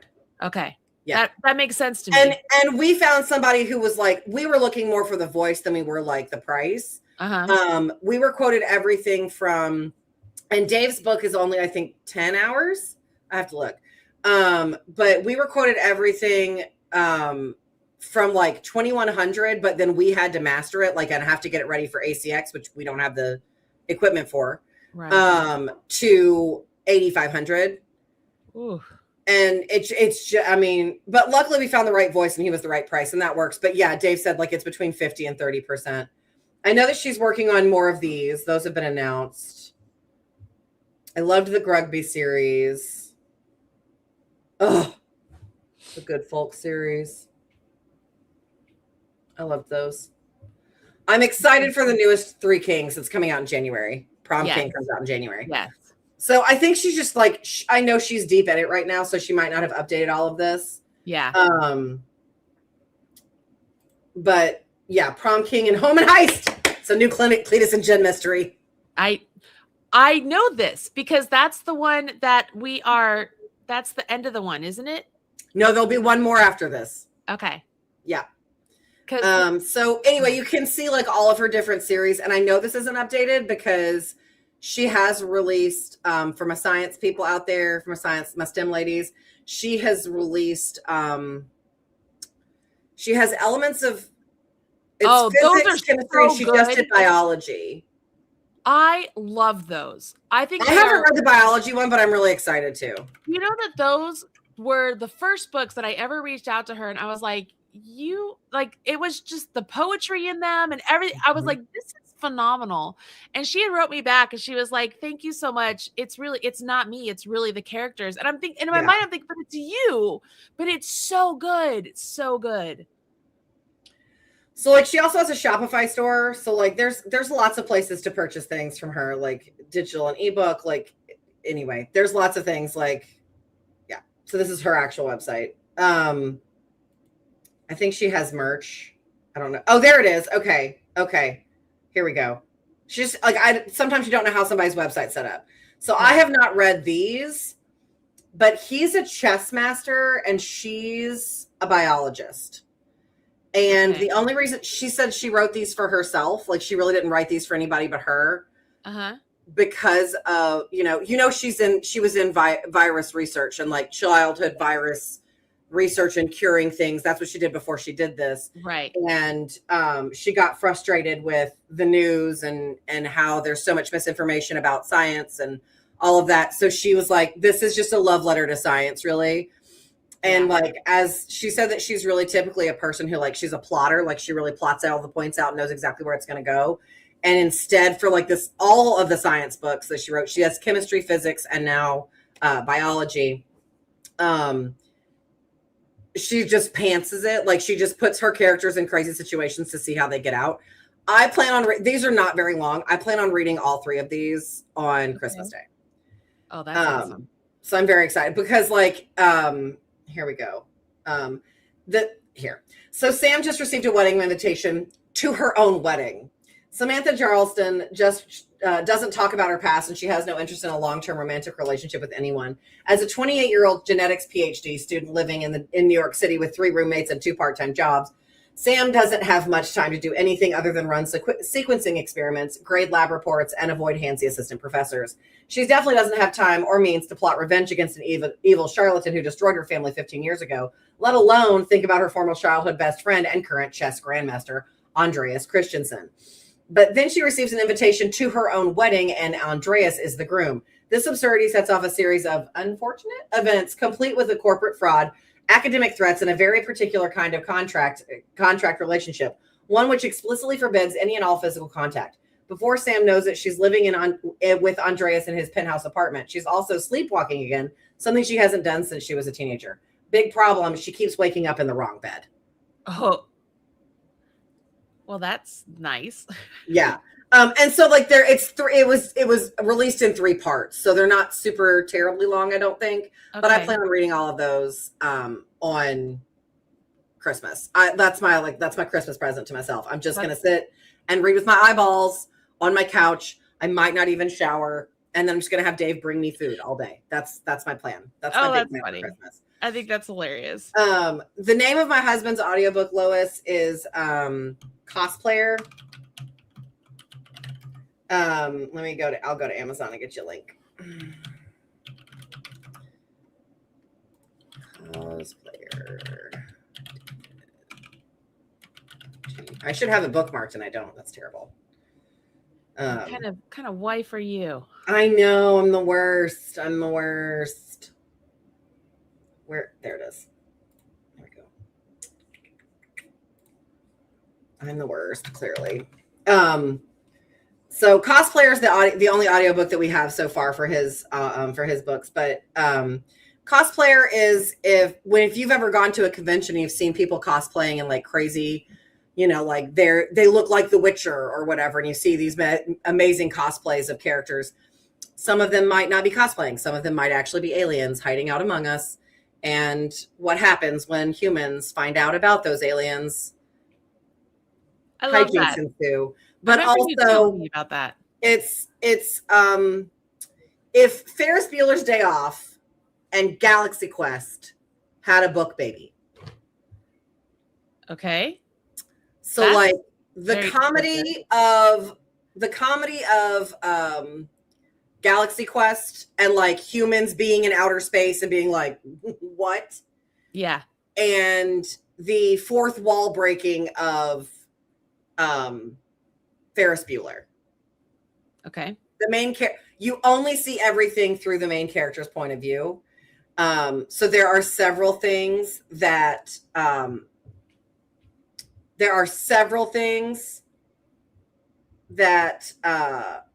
are you want to know what happens, but it didn't happen to Jack or in Jack's presence, so you don't know what happened. Oh. Or like Jack is unconscious for a a significant Jack. He has a lot of head trauma in this book. Okay. And so like he'll wake up and be like, what is happening? And it's like in the middle of a major situation, and but you don't know what it is. Because he just woke up. So yeah, it is on Kindle, and yes, so Crafty Ferret Mama, it is on Kindle. You can order a physical copy, and there's an audiobook. So all three formats. I think it's actually on Kindle Unlimited. Yes? No? So that's my husband. Middle Narnia is my husband. It's available in paperback on Amazon, or you can get a signed paperback or a hardcover on his actual website. I of course have the hardback because yes, it is unlimited. I couldn't remember if unlimited. I couldn't remember. I'm sorry, babe. Like, because he said, like, I have a digital copy of it, so I don't know. Like, I get it. I had to I proofread it like 2 or 3 times. Yeah. But I can't really say. You know what? Like when I want to say that I have a favorite character in that book, but like every time I'm like, oh, this is no, I just. So yeah, it's fun. It's just like a really fun adventure. It is kind of high stakes, but it's funny high stakes. So it's not like you're not like at the edge of your seat, but also a little bit at the edge of your seat, but in a funny way, I guess is the best way to describe it. I don't know. Okay. I'm doing a bad job. I'm doing a terrible job pitching this. Terrible job pitching this. Failing as a author's wife today. But anyway, I really need a cosplayer to be super successful so that he'll write the next one. Because he's like, well, I don't want to write the next one until I know we can afford to do another audiobook. Oh, I get that. Because he's like, I don't want to offer one audiobook and then not the next one. He's like, because he knows that I listen so much to audio. Hate that. Yeah. It's really frustrating as an audio reader. Like it's really frustrating. So especially because like, you know, one of my favorite authors that I found that I really like is, you know, she's an indie author and she did the first 3 in a series on audio, but the rest of them aren't. So like if I want to keep reading, I have to read it with my eyeballs. So I don't have as much time to enjoy those because I don't have as much time to read with my eyeballs. Yeah. So I get that. Like I understand where he's coming from. I totally agree. Right. It's just, you know, $5,000 it's a lot. It's a lot of money. It's a lot of money. Yeah. It's a lot of money. And then if Audible's like, it's on sale for 99 cents, then he gets 30 to 50% of 99 cents. And we don't get to set that price. Like that is fully determined by Amazon and we don't get it. Yep. Mm-mm. Yeah. I wish authors got paid like voice talent. Right. Yeah. These are the things like when you're not in the thick of it, you don't think about it. I mean, like, and I don't expect people to know that. I mean, I didn't know that. I didn't know that either. You know, we had to learn this was a whole thing. And luckily we found somebody who was really good. He has a great voice. He does a great job. I really enjoy his voice. I think it's really perfect for Jack. And now that's the only way Jack sounds in my head. I really enjoyed, I mean, also because like I'd read it multiple times when I was reading it, like, because I'd read it with my eyes multiple times. And so like, because, you know, I read like the chapters as they come out and then like we did a line edit, like all that. So like when I got to listen to the audiobook, like completely, I was driving around. So I was listening to the audiobook and I remember being like, oh my God. I remember calling Jamie. I was like, does he know this thing? Does this character know that? Oh, rude.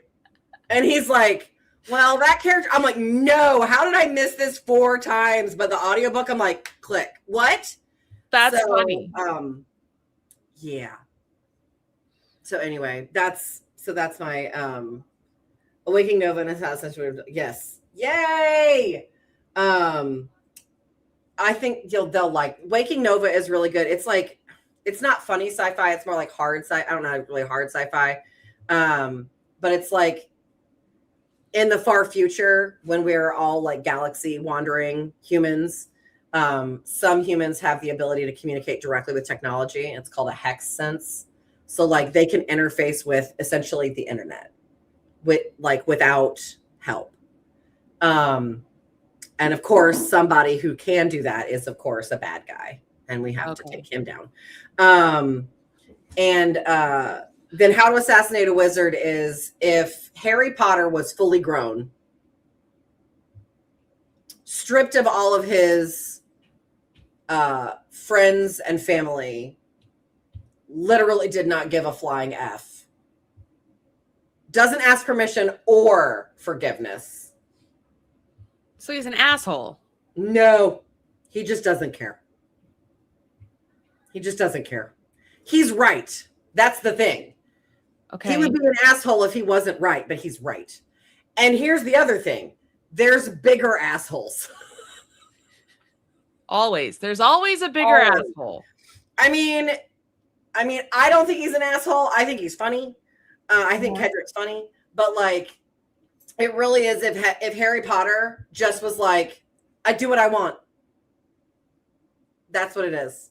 Okay. Especially if Harry Potter got forced to teach at Hogwarts again. Like, that's kind of the vibe. Like, you get pulled back into a life you do not want and do not want to be a part of. And you don't have a choice. It's either that or prison. So, of course, you teach, which is its own version of prison. It's fine. But also you're teaching something that you don't know anything about. Got it. So, like, hijinks again. Hijinks again. And I mean, how does Dave think about all this stuff? Like, how does he? Can I tell you that, like, we'll get in the car to go get breakfast, right? Uh-huh. And we're talking about any number of things from the news or like family news. What, like, oh, like, hey, did I tell you that like the boys did this? I'm like, oh, well, Jenny and Andy are gonna like and then all of a sudden he's like, so this thing about Kedrick is, and then he will launch into an incomplete story arc for him, and I'm like, that's great. And he's like, I don't know. Like, the number of times that I'm like, I want to read that book. And like, oh, you think it's good? Yeah, I would read that book. Like, I would read that book. And he's like, oh. And then he's like, no, I can do better. Wow. And his brain doesn't ever turn off. That is, we'll be sitting there eating dinner, watching Criminal Minds. Criminal Minds. Definitely not fantasy or sci-fi. Okay? Mm-hmm. Criminal Minds. Definitely not those two genres. And I'll just be eating and we're watching them, you know, the BAU, trauma bond, and catch a bad guy, right? That's what they do. That's who they are, right? And I'm just eating my soup and he will just randomly pause the TV and tell me an entire story about what he wants to happen to Jack next. And then just unpause the TV like nothing happened. And he doesn't write it down? No. Why not? Why not? This is his version of Tism. He doesn't forget. Oh, it's insane. Because like I would be writing that down. Same, I would too. Or my other favorite, he will just like randomly stand up, disappear upstairs for 20, and I'm like, oh, I should pause the TV, right? So like I'm trying to find the remote to pause the TV, and he just disappears, doesn't say anything, just stands up, goes upstairs. Okay. And then we'll return in like 30 minutes, an hour, 20 minutes. There's no, I don't know. It's random. Okay. And I'm like, hey, you okay? Yeah. I just had a great idea for a chapter, so I just went and wrote it. I guess you can't be interrupted. You just got to go. Okay. Got to go when it hits. You got to go. Oh, okay. Well, can I read it? No. Well, that's mean. Can I read it? No. Mm-hmm. Mm-hmm. And I'm like, why not? And he's like, well, because I don't know where it goes in the story. Cool. Yeah, I love when they're like, oh, you love to read and your husband's a writer. That must be great for you. No, it's not actually. It's quite difficult. Because like Sundays I come home from work and he's like, I have 4 chapters. It's the best day. That's the best day. Those are the best days? The best day. The next day I'll come home from work and he's like, oh, I wrote 10,000 words today. And I'm like, yes. He goes, I deleted them all. Oh, gosh. Mm-hmm. Oh, mm-hmm. That's mm-hmm. painful. That's like ripping out a sweater. Mm-hmm. Mm-hmm. Mm-hmm. Let me tell you, there's one point I'm reading Kedrick's story. And you know, it's fantasy. So like you have to build the world and the magic system. And like I remember he was like, I'm 5 chapters into this book, right? There's only 5 chapters total. I'm meeting Kedrick. I'm learning the players. I'm learning the magic system. Like, there's some humor in there, obviously, to get you. But he's like, well, what do you think? I'm like, I don't know. And he's like, well, why don't you know? I'm like, because it's still the world building. We are in the exposition. We haven't started the rising action. Give it some time. So that I need to know what your feedback is. I'm like, it's world building. It's good. It's world building. Yeah. And then he's like, okay. And so then I remember, like, we get to the turning point, right? Where, like, everything has to change,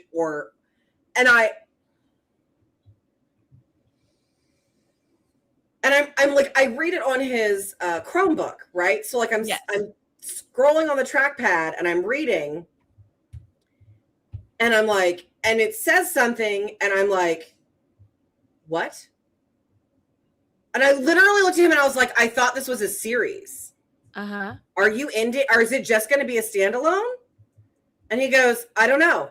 And I'm like, okay. And there's another page. So I continue to, the next page is just the chapter number. Oh, that's mean. Now that's mean. That's like something Rebecca Yarros would do. And I was like, where's the rest? And he's like, I haven't written it. I was like, how do the characters get out of this situation? Like, this is a book ending situation. Like, how do you get out of this? And he looks me dead ass in my face and goes, I don't know. Were you like, boy, go figure that out? Like, go have a discussion with the voice. And I literally said, well, then I guess you best get your butt back upstairs and write something. And he was like, I'm tapped for the day. And I was like, cool. Oh, man. Cool. Oh, man. Yeah. Mm-hmm. No, I will say the next day I had 3 chapters and he did figure it out. And it was very good. It's a good, like, but if I was just reading that book and it's 2 a.m., no, I'm not going to bed. I got to know. Valid. So there was a moment there where I was like, rude. And like, it always seems to happen that way where there's like a huge cliffhanger moment. That's the end of a chapter, which of course keeps you reading, which is good story. That's good storytelling. That's the best story. I love that. Yes. I don't love that when the next chapter's not written. Yes. So like, does he find this humorous? Does he get off on it? But no, I think he's as frustrated about it as I am, because I'm like, but where, like the whole like, but why is the rum gone? Like, it's why is there no more? Yeah. It's like that. And like, I mean, when I come home and he's like, I wrote 15,000 words today, I'm like, damn, I'm going to get to read, right? Like, I'm going to find out what happens next. And he's like, I deleted them all. Oh, I would just be sick. And literally all I can think is, are you okay? Yeah. Because I would not be okay. And he's like, I don't know if he's just made his peace with it, or like he's already worked through it because I got home late, or like he just doesn't want to talk about it. But he's like, if I had written 15,000 words and then deleted them, girl, I'm on the couch with a tub of Ben & Jerry's. Yes. No. Yes. No. 100%. 100%. Yeah, Dave's like, knit me a sweater in a day. I'll talk about a full book in a day. I don't expect you to be able to write a full book in a day. I just hate when you leave me on a cliffhanger. That's so funny. And I want to know what. And like, sometimes he's like, do you want spoilers? And I'm like, do I want spoilers? I don't know. Do I want spoilers? Yeah. And he's like, well, there's no guarantee that this will be what it is. And I'm like, yeah, then I want it. Maybe not. Yes? No. Yes. No. Does he enjoy getting lost in that world? Loves it. Like he I would imagine. Like, so like he just finished editing. So in 7 days, the second book of the Waking Nova comes out. It's called A Contest of Wills, which when he, like ACOTAR, when he shortened it, he was like, I have made a huge mistake. And I was like, what? And it's a cow. Oh. The Contest of Wills. And I was like, it's fine. That's so, because like he texted me, he's like, a cow. I'm like, a cow, what? What is a cow? And he's like, A Contest of Wills. And I was like, oh, A Contest of Wills, right? A cow. That's funny. And he's like, too late now. And I was like, it's fine. It's really not that bad. And so he just finished editing, like, he'd done the edits, he'd done the dev edits, and then he went back and, gave it one more look over and formatted it for ebook and like all those things. And he texts me and he's like, is it weird that I feel like I've just spent like 3 days hanging out with my friends? No, I don't think so. I don't either. And he's like, do other authors feel this way? I'm like, I don't know, but that's how I feel when I read it. So like, I think that means other you're doing a authors good do job. feel that way. Like, do you ever listen to J.R. Ward when she talks about Vicious? She's like, Vicious is always there, like he's always talking to her. Yeah. Yeah. And so like, I know that, so the characters that I know the least backstory on would be Hark Davrin and Fiora. I can't think of her last name all of a sudden. Which is A Waking Nova and A Contest of Wills. I don't know a lot of their backstory. He wrote that book so long ago, but like I know a lot about Kedrick's backstory because he's been talking about Kedrick. Like Kedrick's been living in David's head for probably a decade or more. So like he talks about Kedrick all the time and like, oh, Kedrick did this and Kedrick did that and Kedrick did this. So like he has like just adventures in his head with his characters, or like he'll tell me like, oh, Jack said that, like they live in his brain. Like it's like hanging out with his friends. And he was like, is that weird? And I'm like, no, I think it means you're doing a good job because I want to read it and feel like I'm hanging out with my friends. Mm-hmm. So, so I don't think that that's like, I don't know if that's how other authors do. I don't know if that's how other authors feel. Mm-hmm. The only author I've ever spoken to about their process would be Penny Reed. And she has said that she's trying to drag out the Cletus and Jen mysteries because she doesn't want to stop writing Cletus. Oh, I could imagine that. And I can imagine, like, how do you say goodbye to a character that you love like that? So like, I mean, even if they're not like, you don't kill them off, but like their story's just complete. Mm-hmm. Personally, I think we need Green Valley, the Green Valley Kids. I would read that. Oh yes. I would read that in a minute.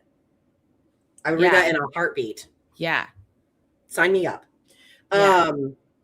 So yeah, no, he hangs out, like, he's just like, I'm hanging out with my friends, and then like, you can tell when he's had a good editing day, because I come home and he tells me all about like the things that happened in the book, which is fun. And then if he's had a bad editing day, he just comes downstairs. And like, I get it. Yeah. Get it.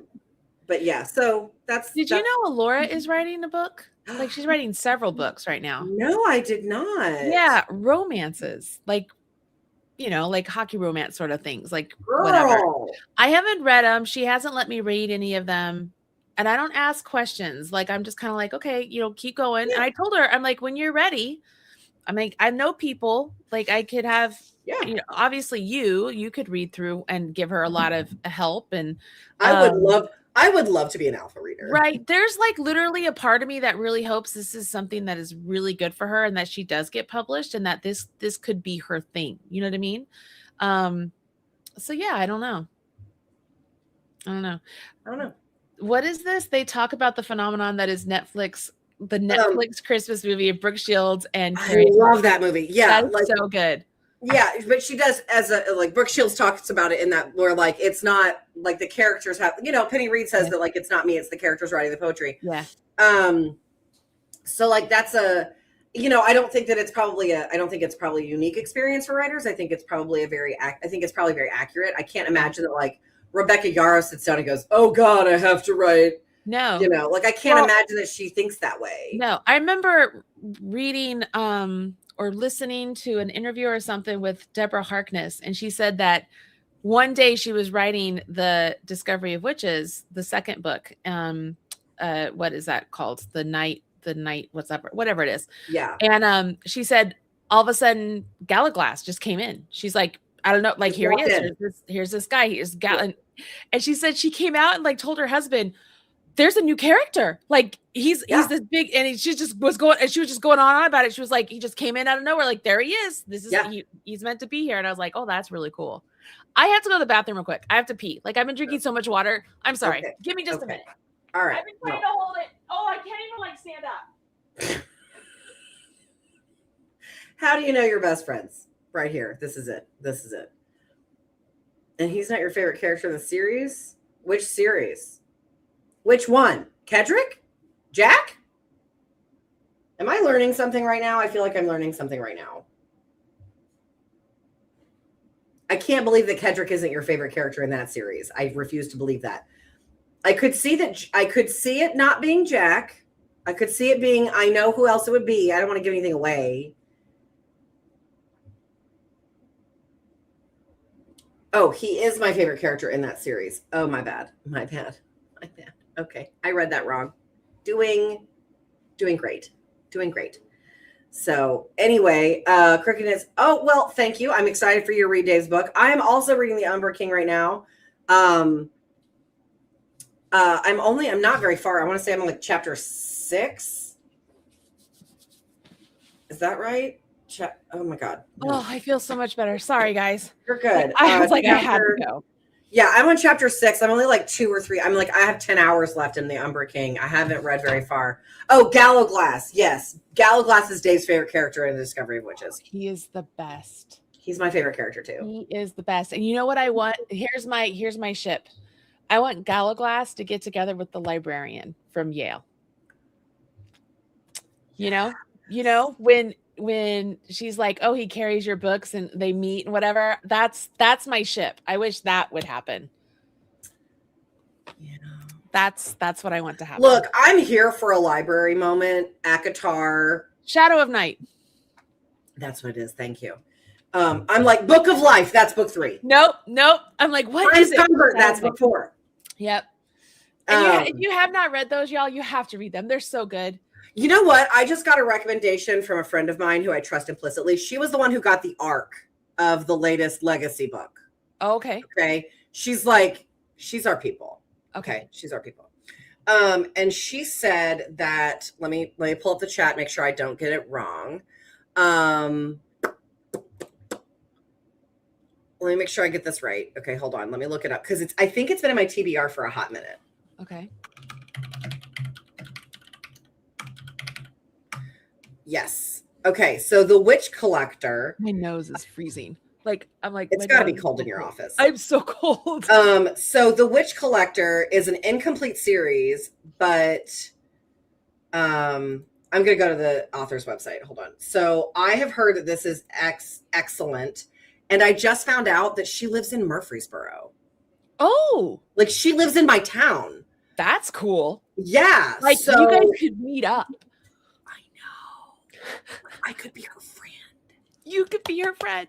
That's usually how I feel. Like there's a designer that lives in Indiana. Like she doesn't live anywhere close to me. Yeah. But the fact that she lives in Indiana, I'm like, oh, I could meet her because I'm a huge fan of hers. I've bought like almost all of her shawl patterns. Like I think I can't remember her name all of a sudden off the top of my head. I'm going to have to go look it up. But she's from Indiana and I'm like, I want to meet her. Mm-hmm, mm-hmm. So these are in my Audible. I bought them. I think they were on sale. Like it was like a buy 2, get 1. And I got them. And so it says, Raina Bloodgood has one desire, kill the Frost King and the Witch Collector who stole her sister. On collecting day, she means to exact murderous revenge, but a more sinister threat sets fire to her world. Rising from the ashes is the collector, Alexis Tybalt, the man who she vowed to slay, and the only person who can help save her sister. Thrust into an age-old story of ice, fire, and ancient gods, Rihanna, I guess, I don't know how to say her name, must abandon vengeance and aid the witch collector or let their empire and her sister fall into enemy hands. But the lines between good and evil blur, and Raina, I'm not sure how you say her name, has more to lose than she imagined. What she has to do when the witch collector is no longer the villain who stole her sister, but the hero who's stealing her heart. Okay. Yeah. Because like, if she lives in Murfreesboro, girl, we need to be friends. You need to come to my book club because our book club is the best. There's like no other book club in my area. I'm sorry. I'm going to side note. You remember the other day we were on Wool and Words website and we saw the headband thing and I was like, oh, I really like that. So I'm going through my library right now to go find out who the designer is that lives in Indiana. And I came across it, like I bought it last year. I bought that pattern March of last year. I just find that interesting. It's amazing. So y'all, like I do the same thing. Like I almost bought that pattern the other day. Lisa Ross lives in Indiana. And I think gotcha. she's an outstanding designer. Like, I want to meet her. Sorry. I'm sorry. Okay. Yes. So your book. That sounds great. So, oh, and she has licensed merch. These are cute. Share your screen. Okay, sorry. Share your screen. I haven't read these, so like I literally can't tell you guys anything other than like I think this looks cool. Like, I love a sticker. Mm-hmm. Mm-hmm. Little Rebel. Ooh, this is gonna be my vibe. This is gonna be my vibe. Frostwatch wood. I want to have merch. Here. I just never have. So here we go. This one right here. I love it. That's definitely my vibe. Yep. Yeah, I'm gonna like these. Love it. I love these. So that was just one of the people who has license. Like that's a company that licenses it. It looks like they're pins. I love that. Ooh, there's art prints, like original art. Here, hold on. Let me share this tab. Oh, did I stop sharing again? I'm bad at this. I'm sorry. You're good. So it looks like she has original art prints, which is cool. And that's like this is the artist's website. Share this tab instead. And then like enamel pins. Cool. This is on Etsy. I love pins. Yeah, I don't know what I would do with them, but I mean, I have pins and I don't know what I would do, but I love them. Like, I love going to Disney and getting pins. I love the Disney pins. Love them. Love them. Love them. Like, have I showed you this one before? It's the Up House. Yes. I love that. Like, it just makes me happy. It makes me happy. And then it's sitting right next to my not ironic, but interestingly enough, my Knitting in the City. Of course. Pin. I just love it. I love them. I love all the things. So this is like, she also has her own. Julia's asking who is the author again? Her name is, I guess, Carissa. I think I'm saying that right. Oh, let me go back. Oh, that's a new page. Hold on. About her. Oh, well, she's stunning. So I guess Carissa Weeks. Okay. So international best-selling author, romantic and historical fiction. She crafts stories with time travel, magic, myth, history, and a dash of spice, and the occasional apocalyptic quest. Her debut novel, The Witch Collector, the first of 5 books planned in the Witchwalker series, earned the Best of Book Talk flag and is published in several languages. She resides just south of Nashville with her family and a wrinkly English bulldog. Oh, when she's not writing, you can find her lost in a good book or digging through 400-year-old texts for research. Keep up with her writing endeavors to gain access to writing freebies and book giveaway. Join her newsletter or Facebook group, Carissa's Rebels Readers. All right. So yeah, so the first 3 are out. I know I think 4 and 5 haven't come out yet, I don't think. But I've heard that, I mean, like, they've been in my TBR for a minute. So okay. this is the series. Sometimes the story you think gets rewritten. I'm here for that. Mm-hmm. This is gorgeous. She's gorgeous. Yes. Yeah. Oh, she's got a group and a Discord. Mm-hmm. Yep. Ugh. I'm selecting pictures for putting up this vest on Ravelry. Yeah. And it is so hard selecting pictures. I can't even express to you how hard it is to select pictures. Oh, I can't imagine. I mean, he looks really good in a lot of them. And some of these, I feel like they're duplicates, but then I'm like, maybe I just took a similar picture. Right. You know yeah. what I mean? I know that feeling. I don't know. He looks really good. I'm like, well, Josiah, look at you, you handsome little devil. He's a handsome one. You did a good job. You did a good job. You made a cute human, Marley Bird. He is. He's so all of your children are wildly attractive human beings. I think so. But I mean, I'm a as John would say, I'm biased. Right. But I'm not. I'm biased. I guess I'm thinking your name's Jenny New. My husband's book is Cosplayer, is on Audible. It's on all formats, COS-PLAYER. Then there's the How to Assassinate a Wizard, and also Awaking Nova. Awaking Nova is sci-fi.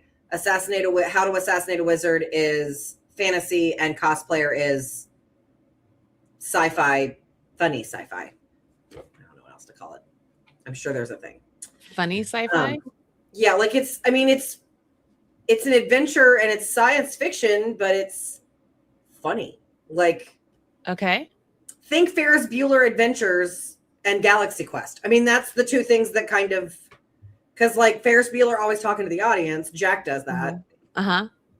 But like the, oh my God, aliens are real of humanity of Galaxy Quest. Okay. And then even maybe more so that aliens are like, that's a human? Because they've never encountered they haven't encountered many humans. Let's go with that. Okay. And the ones they encounter are pretty fed up. Okay. By the time the aliens encounter the humans are like, we're done. Oh, that's cool. That's So, cool. Okay. Right, well, we've been on here for like 2 hours and 15 minutes. I'm pretty sure. Have we really? Oh my God. Yeah. All It's right. like, it's 2:30 where you are. It's 2:20. Dude, I haven't eaten yet today either. Girl, you gotta go eat. I gotta go eat. I gotta do all the things. I gotta fight with my printer again, probably. I'm gonna go knit.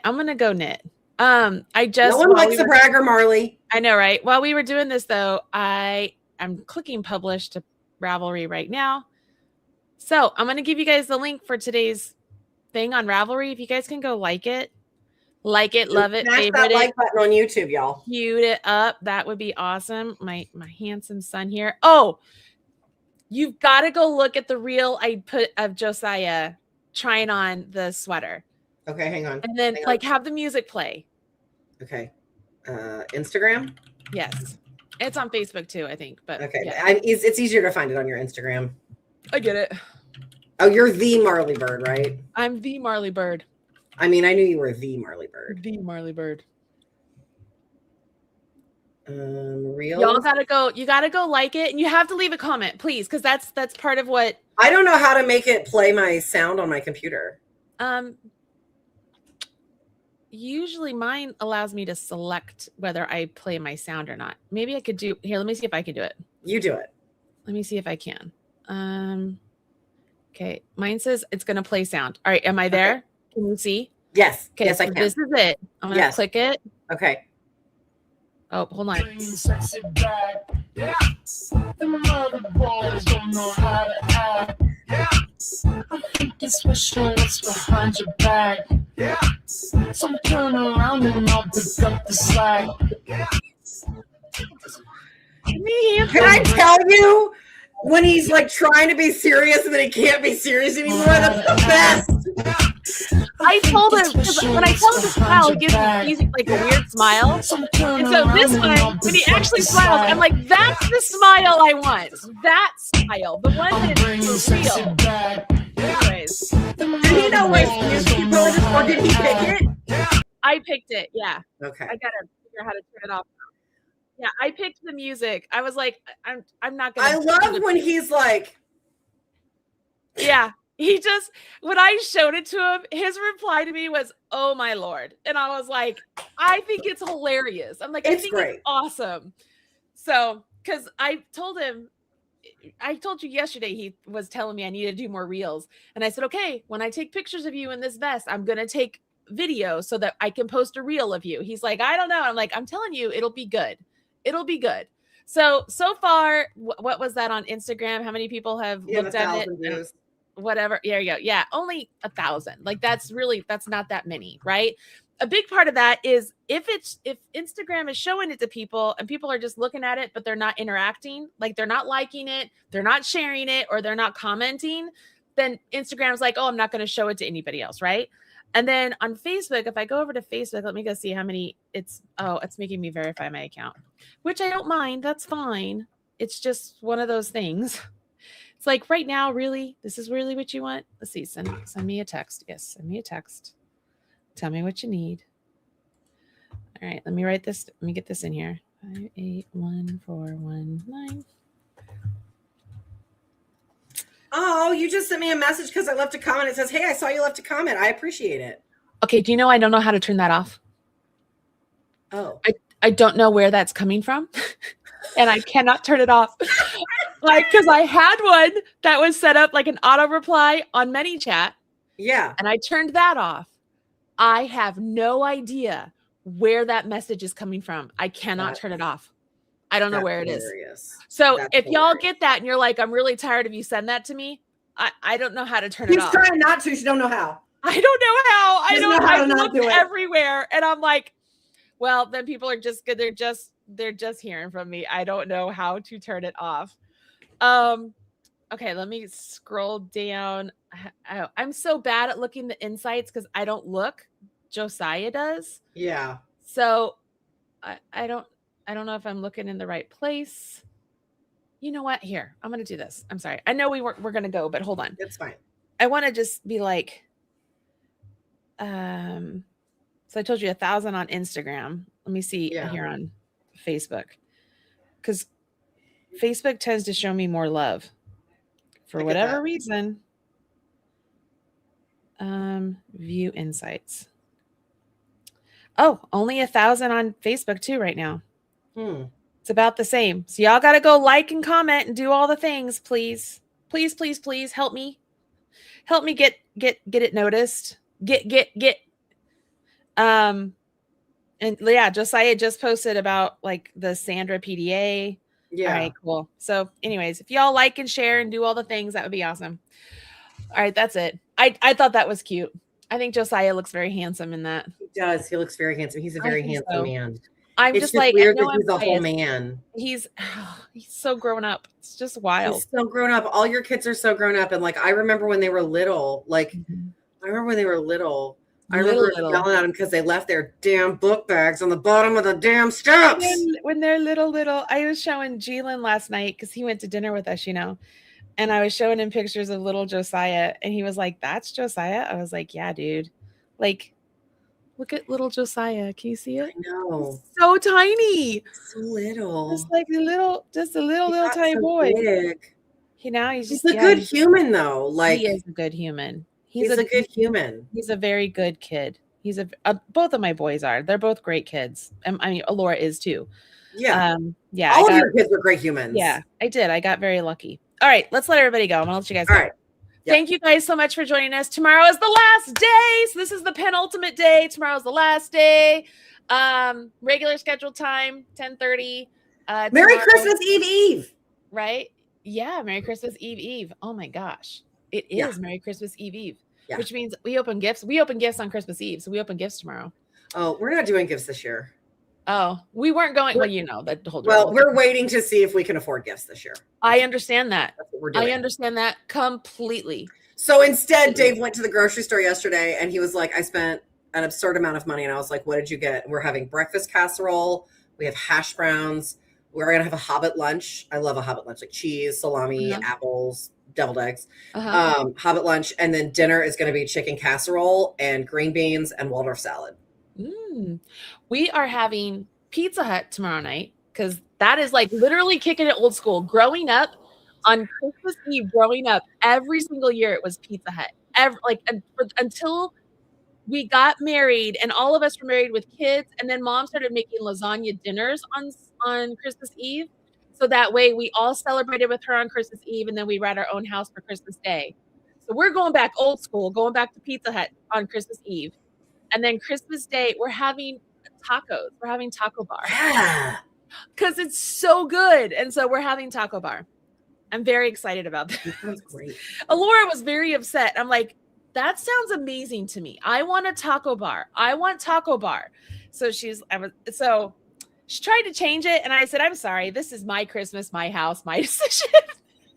She's like, yeah. So I mean, like Dave was like, I just don't want to spend a whole ton of time cooking. And I was like, great. So we're going to make chicken casserole. Like he got everything for breakfast casserole. We'll probably put it together and bake it on Christmas Eve so they can just get up and microwave it on Christmas morning. And that's what I'm saying. So I have sourdough upstairs that I'm going to put together for rolls for Christmas morning. So I have to do them tonight for Christmas morning, but I'll have them all done.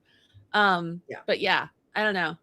I get it though. The whole money thing. Thank God John put a little bit of money aside for us for Christmas. And I didn't know he did. And so he was like, hey, we have, I think he said a couple $1,000, like just $2,000, literally $2,000. And when you divide that up for how many people were, I mean, it's not very much money, which sounds ridiculous, but the price of things are so ridiculous. So ridiculous. Girl, the hardware that I normally put, like the D-rings, went from We're never going to get off the phone here, by the way. I know, we will in a minute. The D-rings that I put on bags went from costing me 10 cents from my supplier, 10 cents each, which is a reasonable price for that piece of hardware, to 37 cents each. That's 37 cents. I had to find a new supplier. Money. Yeah, that's so much money. That's like so much money. It went from me like passing that on to the customer at 15 to 20 cents to passing on to the customer at almost 50 cents. Yeah. Yeah. Which is a significant amount when you're no. Yep. It just sucks. It's just all right, everybody. We will see you tomorrow. Don't forget, tomorrow is literally the last day you can buy Jolly Holiday. It will be going away at midnight tomorrow night. I am telling you, like for certain, it is going away at midnight tomorrow night. You will not be able to get it. I can't think of anything else right now. I think we're good. At 8. Go to Hank Miss at 8. And that's it. That's it. We'll see you guys tomorrow. One more day, Linz. One more day. Okay. Bye, y'all. Bye.